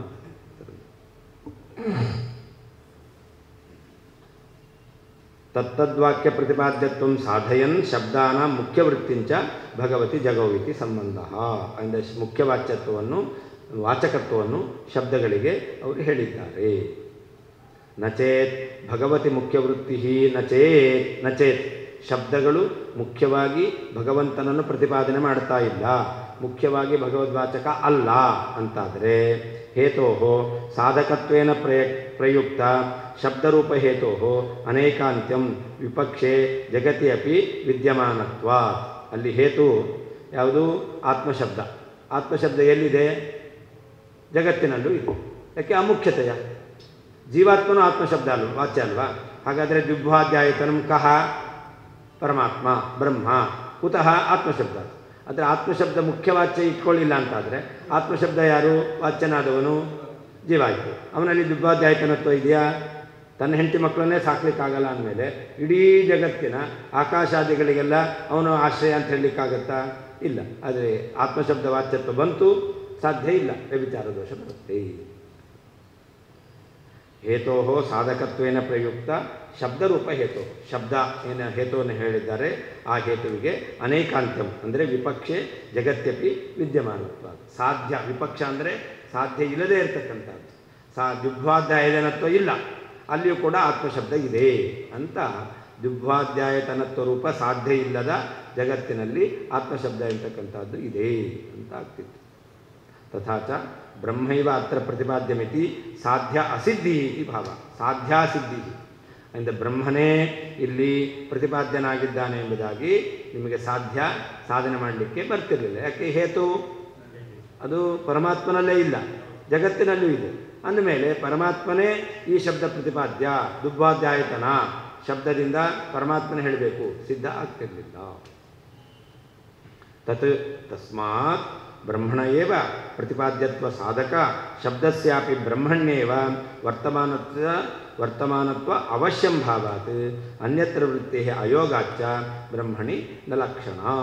ಅದರಿಂದ ಪರಮಾತ್ಮನನ್ನೇ ಪ್ರತಿಪಾದನೆ ಮಾಡ್ತಾ ಇದೆ. ಬ್ರಹ್ಮಣ ಏವ ಪ್ರತಿಪಾದ್ಯ, ಬ್ರಹ್ಮನೇ ಸಕಲ ಶಬ್ದದಿಂದ ವಾಚ್ಯನಾಗಿದ್ದಾನೆ ಅಂತ ಆಗಬೇಕು. ಆದ್ದರಿಂದ ಸಾಧಕ ಶಬ್ದಸ್ಯಾಪಿ ಬ್ರಹ್ಮಣ್ಯೇವ ವರ್ತಮಾನತ್ವ ಅವಶ್ಯಂ ಭಾವ. ಆ ಶಬ್ದವು ಕೂಡ ಭಗವಂತನಲ್ಲೇ ಮುಖ್ಯವಾಗಿ ಇರಬೇಕು. ಮುಖ್ಯವಾಗಿ ಭಗವಂತನಲ್ಲಿದ್ದರೆ ಸಾಧ್ಯ ಭಗವಂತನಲ್ಲಿದೆ ಅಂತ ಹೇಳ್ಬೋದು. ಒಂದು ವೇಳೆ ಶಬ್ದ ಮುಖ್ಯವಾಗಿ ಭಗವಂತನಿಲ್ಲ ಅಂತಾದರೆ ಆವಾಗ ಅಮುಖ್ಯವಾಗಿ ಶಬ್ದವಾಚ್ಯತ್ವವನ್ನು ಹೇಳ್ತಾರೆ ಅಂತಂದರೆ ಆ ಅಮುಖ್ಯ ಶಬ್ದವಾಚ್ಯತ್ವ ಬೇರೆ ಕಡೆಯಲ್ಲಿದೆ, ಅಲ್ಲಿ ಸಾಧ್ಯ ಇಲ್ಲ. ಆದ್ದರಿಂದ ಅಮುಖ್ಯ ಶಬ್ದವಾಚ್ಯತ್ವವನ್ನು ಇಟ್ಕೊಂಡ್ಬಿಟ್ಟು ಸಾಧ್ಯವನ್ನು ಸಾಧನೆ ಮಾಡಲಿಕ್ಕೆ ಬರ್ತಿರಲಿಲ್ಲ. ಅಂದರೆ ಇದು ಸಾಧಕವಾಗಿದೆ ಅಂತಾದರೆ ಸಾಧಕವಾದ ಹೇತುವು ಕೂಡ ಅದು ಸಾಧ್ಯವೂ ಭಗವಂತನಲ್ಲೇ ಇರೋದು. ಭಗವಂತನಲ್ಲೇ ಇರುವಂಥ ಸಾಧ್ಯವನ್ನು ಸಾಧನೆ ಮಾಡಬೇಕು ಅಂತಾದರೆ ಹೇತು ಭಗವಂತನಲ್ಲೇ ಇರ್ತಕ್ಕಂಥದ್ದಾಗಬೇಕು. ಆದ್ದರಿಂದ ಆ ಗುಣಗಳೆಲ್ಲ ಭಗವಂತನಲ್ಲಿಯೇ, ಮುಖ್ಯ ವಾಚ್ಯತ್ವ ಶಬ್ದಕ್ಕೆ ಭಗವಂತನಲ್ಲಿದೆ ಅಂತ ಸಿದ್ಧವಾಗುತ್ತೆ. ಅದರಿಂದ ಏನಾಯಿತು? ಅನ್ಯತ್ರ ವೃತ್ತೇ ಅಯೋಗ. ಇನ್ನು ಬೇರೆಯಲ್ಲಿಯೂ ಕೂಡ ಇಲ್ಲ, ಅಷ್ಟೇ ಲಕ್ಷಣವೂ ಇಲ್ಲ. ಲಕ್ಷಣ ಇಲ್ಲ. ಯಾಕೆ? ಯಾವಾಗ ತತ್ಶಬ್ದ ವಾಚ್ಯತ್ವ ಇಲ್ಲವೋ ಆವಾಗ ಲಕ್ಷಣ. ಗಂಗಾ ಶಬ್ದದಿಂದ ತೀರ ಅಂತ ಅರ್ಥ ಇಲ್ಲ, ಅದಕ್ಕೋಸ್ಕರ ಗಂಗಾ ಶಬ್ದಕ್ಕೆ ತೀರದಲ್ಲಿ ಲಕ್ಷಣ. ಒಂದು ವೇಳೆ ತೀರ ಶಬ್ದವನ್ನೇ ಪ್ರಯೋಗ ಮಾಡಿದರೆ ತೀರ ಅಂತಲೇ ಅರ್ಥ ಹೇಳುತ್ತೆ, ಲಕ್ಷಣ ಮಾಡಬೇಕಾ? ಇಲ್ಲ. ಅಂದರೆ ಈ ಎಲ್ಲ ಶಬ್ದಗಳು ಭಗವಂತನಲ್ಲಿ ಮುಖ್ಯ ವೃತ್ತಿಯಿಂದ ಇದೆ, ಅದರಿಂದಾಗಿ ಲಕ್ಷಣ ಅಂತ ಹೇಳ್ತಕ್ಕಂಥದ್ದು ಸರಿಯಲ್ಲ. ಲಕ್ಷಣ ಇತ್ಯುಪಲಕ್ಷಣ ಗೌಣೀ ವೃತ್ತಿರಪ್ಪಿನ. ಲಕ್ಷಣ ಅಷ್ಟೇ ಅಲ್ಲ, ಗೌಣಿವೃತ್ತಿ ಇಲ್ಲ, ಸಾದೃಶ್ಯವನ್ನು ಇಟ್ಕೊಂಡು ಕೂಡ ಹೇಳಿದ್ದಲ್ಲ. ಗೌಣಿವೃತ್ತಿ ಅಂದರೆ ಸಾದೃಶ್ಯ. ನಿನ್ನೆ ಹೇಳಿದ ಹಾಗೆ ಚಿತ್ರವನ್ನು ನೋಡಿ ಸಿಂಹ ಅಂತ ಹೇಳ್ತೇವೆ, ಅಥವಾ ಸಿಂಹ ಮಾಣವಕ ಅಂತ ಹೇಳ್ತೇವೆ. ಇದೆಲ್ಲ ಸಾದೃಶ್ಯ ಇಟ್ಟುಕೊಂಡು ಅದನ್ನು ಇಲ್ಲಿ ಭಗವಂತನು ಹೇಳ್ತಾ ಇಲ್ಲ. ಅನ್ಯ ಅಪ್ರತಿಪಾದಕ ಶಬ್ದೇನ ಯಹ ಅರ್ಥ ನಿಯಮೇನ ಬೋಧ್ಯತೆ ತಸ್ಯೈವ ಮುಖ್ಯಾರ್ಥತ್ವಸ್ಯ ಘಟಾದೌ ದರ್ಶನಾದಿತಿ ಭಾವ ಅಂತ. ಈಗ ಘಟ ಅಂತ ಹೇಳ್ತೇವೆ, ಘಟ ಅಂತ ಇದನ್ನು ಪುಸ್ತಕ ಅಂತ ಹೇಳ್ತೇವೆ. ಈ ಪುಸ್ತಕ ಎಂಬತಕ್ಕಂಥ ಶಬ್ದ ಇದು ಬೇರೆ ಯಾವುದನ್ನೂ ಕೂಡ ಹೇಳಲ್ಲ, ಅನ್ಯ ಅವಾಚಕ. ಪುಸ್ತಕ ಎಂಬತಕ್ಕಂಥ ಪುಸ್ತಕವನ್ನು ಹೇಳುತ್ತಷ್ಟೇ ಹೊರತು ಪುಸ್ತಕವನ್ನು ಬಿಟ್ಟು ಬೇರೆ ಯಾವುದನ್ನು ಕೂಡ ಹೇಳೋದಿಲ್ಲ. ಆದ್ದರಿಂದ ಈ ಪುಸ್ತಕ ಎಂಬತಕ್ಕಂಥ ಶಬ್ದ ಅನ್ಯ ಅವಾಚಕವಾದಂಥ ಶಬ್ದ. ಆ ಶಬ್ದದಿಂದ ಯಾವ ಅರ್ಥವನ್ನು ನಾವು ಹೇಳ್ತಾ ಇದ್ದೇವೆ, ಪುಸ್ತಕ ಎಂಬತಕ್ಕಂಥ ಅರ್ಥವನ್ನು ನಾವು ಹೇಳ್ತಾ ಇದ್ದೇವೆ, ನಿಯಮೇನ ಹೇಳ್ತಾ ಇದ್ದೇವೆ, ಅದೇ ಮುಖ್ಯ ಅರ್ಥ. ಹಾಗಾದರೆ ಪುಸ್ತಕ ಎಂಬತಕ್ಕಂತಹ ಶಬ್ದ ಇತರವೊಂದನ್ನು ಹೇಳದೇನೆ ಯಾವುದನ್ನು ಹೇಳ್ತಾ ಇದೆಯೋ ಪುಸ್ತಕವನ್ನು ಹೇಳ್ತಾ ಇದೆ, ಅದೇ ಮುಖ್ಯ ಅರ್ಥ. ಹಾಗೆ ಇಲ್ಲಿ ಭಗವದ್ವಾಚಕವಾದ ಶಬ್ದಗಳಿದೆಯಲ್ಲ, ಅದು ಮುಖ್ಯವಾಗಿ ಇತರವನ್ನು ಹೇಳದೇನೆ ಭಗವಂತನ ಹೇಳ್ತಾ ಇದೆ. ಹಾಗಾದರೆ ಆ ಶಬ್ದಗಳು ಭಗವಂತನಿಗೆ ಮುಖ್ಯವಾಚಕ ಆಯಿತು, ಭಗವಂತ ಮುಖ್ಯವಾಚ್ಯನಾದ. ಇದು ಲೋಕದಲ್ಲಿ ಕಂಡಿದೆ.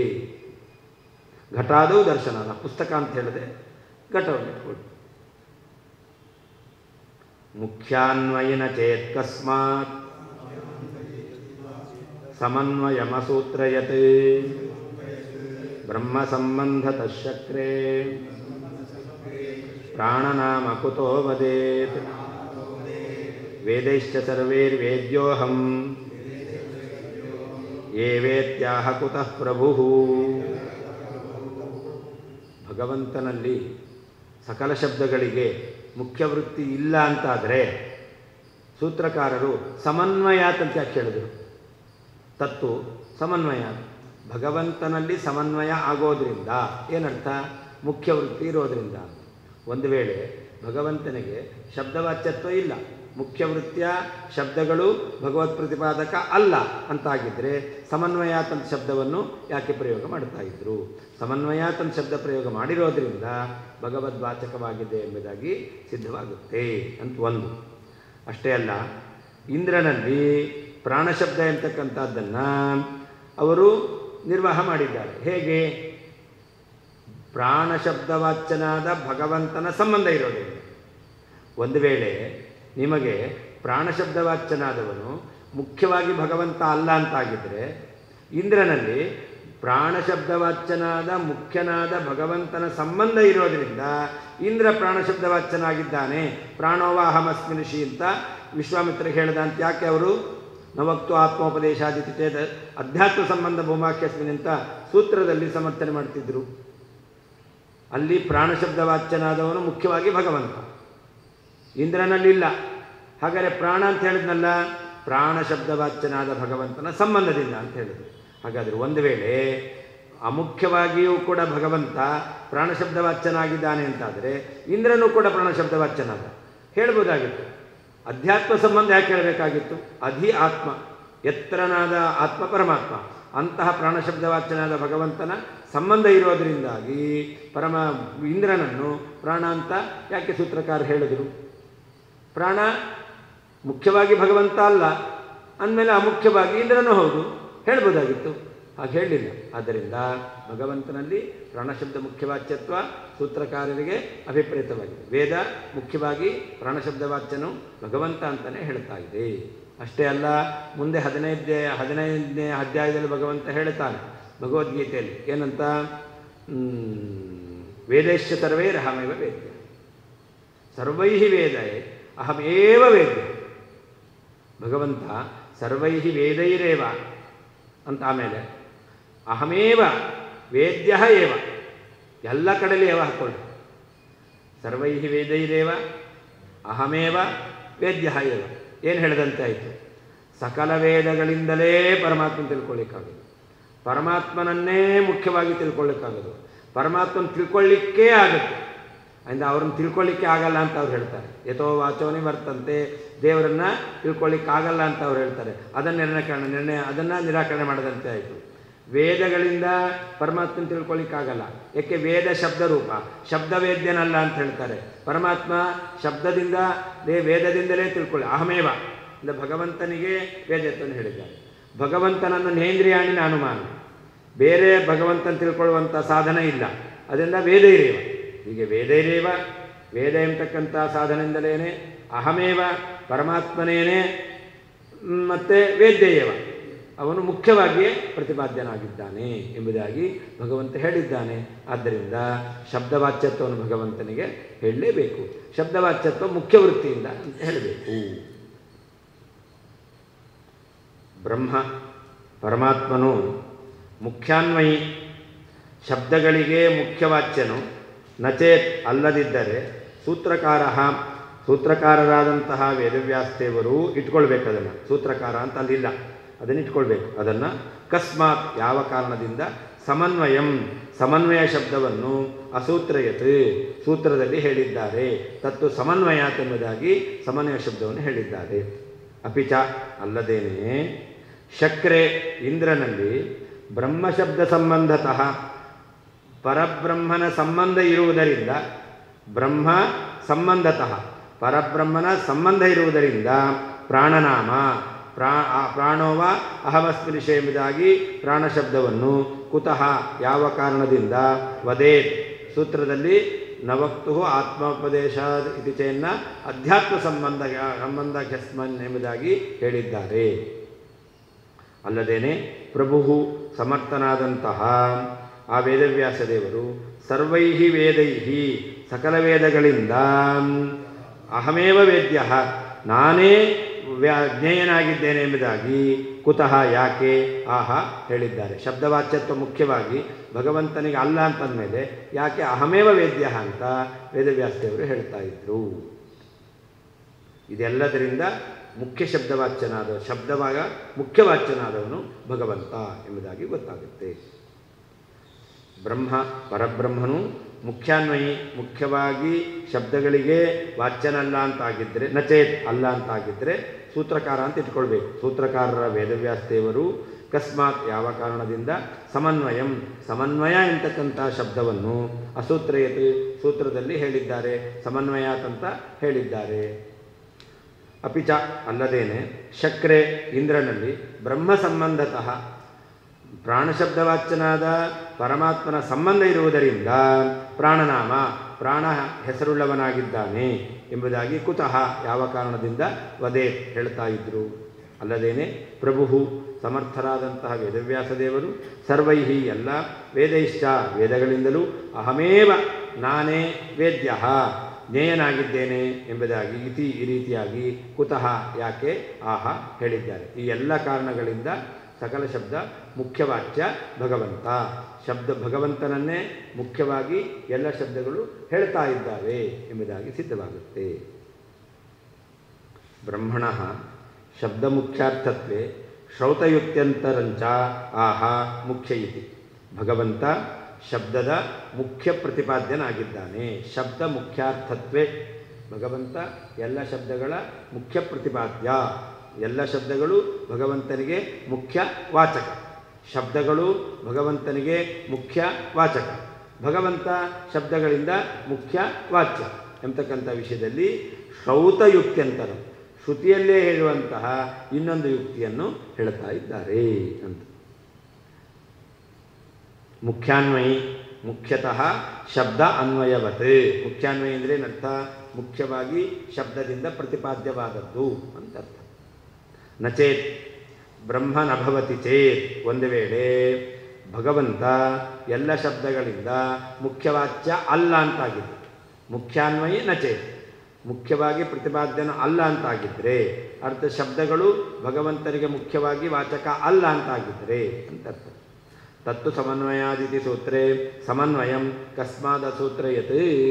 ತತ್ವ ಸಮನ್ವಯತ ಸೂತ್ರದಲ್ಲಿ ಎಲ್ಲ ಶಬ್ದಗಳು ಭಗವಂತನಲ್ಲಿ ಸಮನ್ವಯ ಆಗುತ್ತೆ ಅಂತ ತಿಳಿಸ್ಲಿಕ್ಕೆ ಸಮನ್ವಯಾತ್ ಅಂತ ಹೇಳಿದ್ದಾರೆ. ಸಮನ್ವಯನ ಯಾಕೆ ಹೇಳಬೇಕಾಗಿತ್ತು? ಶಬ್ದ ಲೋಕದಲ್ಲಿ ಮಾಧವ ಅಂತ ಕರಿತೇವೆ, ಅವನು ಮಾಧವನ ಸರ್ವೆಂಟ್ ಯಾರೋ ಒಬ್ಬ. ಮಾಧವ ಅಂದರೆ ಏನರ್ಥ? ಯಾರಿಗೆ ಯಜಮಾನ ಇಲ್ಲವೋ ಅವನು ಮಾಧವ. ನ ವಿದ್ಯತೆ ಧವಃ ಯಸ್ಯ ಸಹ ಮಾಧವ. ಅಥವಾ ಮಾಯಾಹ ದವಃ, ಲಕ್ಷ್ಮೀದೇವಿಗೆ ಗಂಡ ಅಂತ ಅರ್ಥ. ಮಾಧವ ಶಬ್ದಕ್ಕೆ ಮುಖ್ಯ ಅರ್ಥ ಏನು?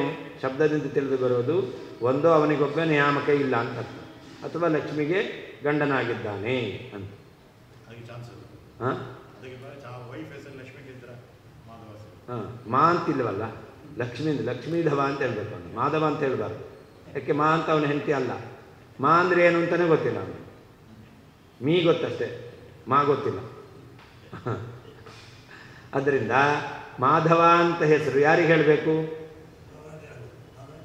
ಯಾರಿಗೆ ಒಬ್ಬ ನಿಯಾಮಕ ಇಲ್ಲವೋ ಅಥವಾ ಯಾರು ಮಾ ಶಬ್ದವಾಚ್ಯಳಾದವಳಿಗೆ ಗಂಡನಾಗಿದ್ದಾನೋ ಅವನನ್ನು ಮಾಧವ ಅಂತ ಕರಿಬೇಕು. ಯಾರ್ಯಾರನ್ನ ಕರಿತೀರಾ? ಹೆಂಗೆ ಕರಿತೀರಾ?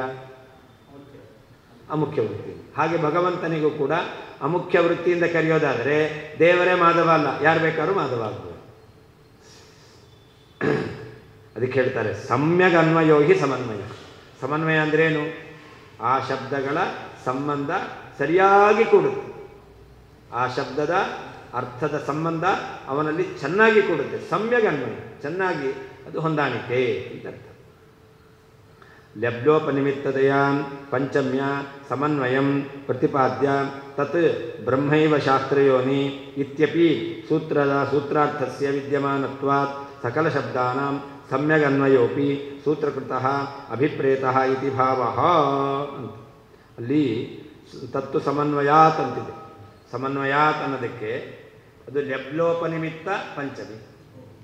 ಎಲ್ಲಿ ಲೆಪ್ರತ್ಯಯ ಬಂದಿರುತ್ತೋ ಅದು ಲೋಪ ಆಗಿದೆ ಅಂತಾದರೆ ತನ್ನಿಮಿತ್ತ ಪಂಚಮಿ ಭಕ್ತಿ ಬಂದಿರುತ್ತೆ.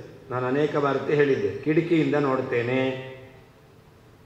ನೋಡೋದು ಕಿಟಕಿಯಿಂದನಾ? ನೋಡೋದು ಯಾವುದರಿಂದ? ನೋಡಲಿಕ್ಕೆ ಸಾಧನ ಯಾವುದು? ಕಣ್ಣು. ಕಣ್ಣಿನಿಂದ ನೋಡ್ತೇನೆ ಅಂತ ಹೇಳಬೇಕು. ಅದನ್ನೇನು ಹೇಳೋದು? ನಾನು ಕಿಟಕಿಯಿಂದ ನೋಡ್ತೇನೆ. ಏನರ್ಥ ಅದಕ್ಕೆ? ಕಿಟಕಿಯ ಹತ್ರ ಹೋಗಿ. ಏನು? ಗವಾಕ್ಷ ಸಮೀಪಂ ಗತ್ವಾ ಅಂತ. ಹಾಗಾದರೆ ಅಥವಾ ಗವಾಕ್ಷ ಸಮೀಪಂ ಆಗತ್ಯ, ಬಂದು. ಇದು ಜಪು ಆಗತ್ಯ, ಅಲ್ಲಿಲ್ಲ, ಅದು ಲೋಪ ಆಗೋಗಿದೆ. ಅದಕ್ಕೇನು ಹೇಳ್ತೇವೆ ನಾವು? ಕಿಟಕಿಯಿಂದ ಅಂತ ಹೇಳ್ತೇವೆ. ಅಂದರೆ ಅದು ಲೋಪ ಆಗಿರೋದ್ರಿಂದ ತನ್ನಿಮಿತ್ತಕ ಲೆಪ್ರತ್ಯೇನು ಪಂಚಮಿ ಭಕ್ತಿ ಬರುತ್ತೆ. ಹಾಗೆ ಸಮನ್ವಯಂ ಕೃತ್ವ ಶಾಸ್ತ್ರಯೋನಿ ಅಂತ ಹೇಳಿದ್ದಾರೆ. ಸಮ್ಯಕ್ ಆ ಸಮನ್ವಯ ಅಲ್ಲಿ ಲೆಬ್ಲೋಪನಿಮಿತ್ತ ಪಂಚಮಿನ ಇಟ್ಕೊಂಡು ಸಮನ್ವಯಂ ಪ್ರತಿಪಾದ್ಯ ಅಂತ ಅರ್ಥ. ಲೋಪ ಆಗಿರ್ಬೇಕು. ಯಾವುದು ಲೆಪ್? ಪ್ರತಿಪಾದ್ಯ. ಸಮನ್ವಯವನ್ನು ಪ್ರತಿಪಾದನೆ ಮಾಡಿ ಆಮೇಲೆ ತತ್ ಬ್ರಹ್ಮೈವ ಶಾಸ್ತ್ರಯೋನಿ ಅಂತ. ಭಗವಂತನೇ ಶಾಸ್ತ್ರಯೋನಿ ಅಂದರೆ ಏನರ್ಥ? ಶಾಸ್ತ್ರ ಪ್ರತಿಪಾದ್ಯ. ಸಮನ್ವಯವನ್ನು ಹೇಳಿ ಶಾಸ್ತ್ರ ಪ್ರತಿಪಾದ್ಯ ಅಂತ ಹೇಳಿದ್ದಾರೆ. ಇತ್ಯಪಿ ಸೂತ್ರಾರ್ಥಸ್ಯ ವಿದ್ಯಮಾನತ್ವ. ಹೀಗೂ ಸೂತ್ರಾರ್ಥ ಇದೆ. ಸಕಲ ಶಬ್ದಾನಾಂ ಸಮ್ಯಗನ್ವಯೋಪಿ ಸೂತ್ರಕೃತಃ ಅಭಿಪ್ರೇತಃ. ಅಂದರೆ ಸಕಲ ಶಬ್ದಗಳ ಮುಖ್ಯಾನ್ವಯ ಭಗವಂತನಲ್ಲಿ ಇದೆ ಎಂಬುದಾಗಿ ಸೂತ್ರಕಾರರಿಗೆ ಅಭಿಪ್ರಾಯ ಇದೆ. ನಿಮಿತ್ತಾಂತರಂಚ ಅಷ್ಟೇ ಅಲ್ಲ, ಸಕಲ ಶಬ್ದ ಮುಖ್ಯವಾಚ್ಯ ಭಗವಂತ ಅನ್ನಲಿಕ್ಕೆ ಇನ್ನೊಂದು ನಿಮಿತ್ತವನ್ನು ಹೇಳುತ್ತಾರೆ. ಏನದು? ಬ್ರಹ್ಮ ಇತಿ ಬ್ರಹ್ಮ ಸಂಬಂಧತಃ ಶಕ್ರೆ ಪ್ರಾಣನಾಮ ಕುತೋವದೆ. ಭಗವತಃ ಸರ್ವಶಬ್ದ ಮುಖ್ಯಾರ್ಥತ್ವೇ ಗೀತಾವಾಕ್ಯಮಪಿ ಅರ್ಥತಃ ಸ್ಮಾರಯತಿ. ಸಕಲ ಶಬ್ದ ಮುಖ್ಯಾರ್ಥ ಭಗವಂತ ಎಂತಕ್ಕಂಥ ವಿಷಯದಲ್ಲಿ ಗೀತೆಯ ವಾಕ್ಯವನ್ನು ಕೂಡ ನೆನಪಿಗೆ ತಂದು ಕೊಡ್ತಾ ಇದ್ದಾರೆ ಅಂತ. ಸ್ಮಾರಯತಿ ವೇದೈಃ ಅನೇನ ವೇದೈಶ್ಚ ಸರ್ವೈಃ ಅಹಮೇವ ವೇದ್ಯಃ ಇತಿ ವಾಕ್ಯಂ ಸೂಚಯತಿ. ಈ ವೇದೈಶ್ಚ ಸರ್ವೈ ವೇದ್ಯೋಹಂ ಎಂತಕ್ಕಂಥ ವಾಕ್ಯ ಇದೆ. ಇದರಿಂದ ಗೀತೆಯ ವಾಕ್ಯ ಅದನ್ನು ನೆನಪಿಗೆ ತಗೋಬೇಕು. ಯಾವುದದು? ವೇದಶ್ಚ ಸರ್ವೇ ಅಹಮೇವ ವೇದ್ಯಃ ಎಂತಕ್ಕಂಥ ವಾಕ್ಯವನ್ನು ಅವರು ವೇದ್ಯೋಹಂ ಅಂತ ಹೇಳಿದ್ದಾರೆ. ಅಲ್ಲಿ ಪೂರ್ಣ ವಾಕ್ಯವನ್ನು ನಾವು ಇಟ್ಕೊಳ್ಬೇಕು. ವೇದಶ್ಚ ಸರ್ವೇ ಅಹಮೇವ ವೇದ್ಯ ಇತಿ ವಾಕ್ಯಂ ಸೂಚಯತಿ. ಅನ್ಯಸ್ಯ ವೇದ್ಯತ್ವ ಅಭಾವೇ ಸತಿ ಸ್ವಸ್ಯೈವ ವೇದ್ಯತ್ವಂ ಹಿ ಏವ ಶಬ್ದಾರ್ಥಃ ಅಂತ. ಅಲ್ಲಿ ಅಹಮೇವ ಏವ ಇದೆ. ಏವ ಅಂದರೆ ಅನ್ಯರು ವೇದ್ಯರಲ್ಲ, ನಾನೇ ವೇದ್ಯ. ಅದನ್ನು ಏವಕಾರ ಹೇಳುತ್ತೆ. ನಾನೇ ಎಲ್ಲ ತಿಂದಿದ್ದು ಏನರ್ಥ? ಉಳಿದವ್ರು ಯಾರೂ ತಿಂದಿದ್ದಲ್ಲ, ಇದ್ದಿದ್ದಷ್ಟು ಸ್ವೀಟು ನಾನೊಬ್ಬನೇ ತಿಂದೆ, ಉಳಿದವರಿಗೆ ಇಲ್ಲ ಅಂತ ಮಾಡಿದೆ, ಅದಕ್ಕೆ ನಾನೇ ತಿಂದಿದ್ದು ಅಂತ ಹೇಳ್ತೇವೆ. ಹಾಗೆ ಅಹಮೇವ ವೇದ್ಯ ಅಂತಂದರೆ ಅನ್ಯಸ್ಯ ವೇದ್ಯತ್ವ ಅಭಾವ, ವೇದದಿಂದ ಉಳಿದವರು ಅಥವಾ ವೇದೋಕ್ತ ಶಬ್ದದಿಂದ ಉಳಿದವರು ವೇದ್ಯರಲ್ಲ. ಮತ್ತು ಸ್ವಸ್ಯೈವ ತಾನೇ ವೇದ್ಯ ಅಂತಕ್ಕಂಥದ್ದನ್ನು ಏವ ಶಬ್ದ ಹೇಳುತ್ತೆ. ಅತಃ ಸಕಲ ವೇದ ಮುಖ್ಯಾರ್ಥತ್ವ ಭಗವತಿ ಕಥಂ ನ ಸಿದ್ಧೇತ್.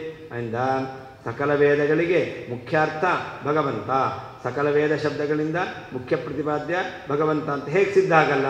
ಸಿದ್ಧವೇ ಆಗುತ್ತೆ. ಅಂದರೆ ಸಕಲ ಶಬ್ದ ಭಗವಂತನಿಗೆ ಮುಖ್ಯವಾಚಕವಾಗಿದ್ದಾವೆ, ಸಕಲ ಶಬ್ದಗಳಿಂದ ಭಗವಂತ ಮುಖ್ಯವಾಚ್ಯನಾಗಿದ್ದಾನೆ ಎಂಬುದಾಗಿ ಸಿದ್ಧವಾಗುತ್ತೆ. 10 ನಿಮಿಷ ಬಿಟ್ಟು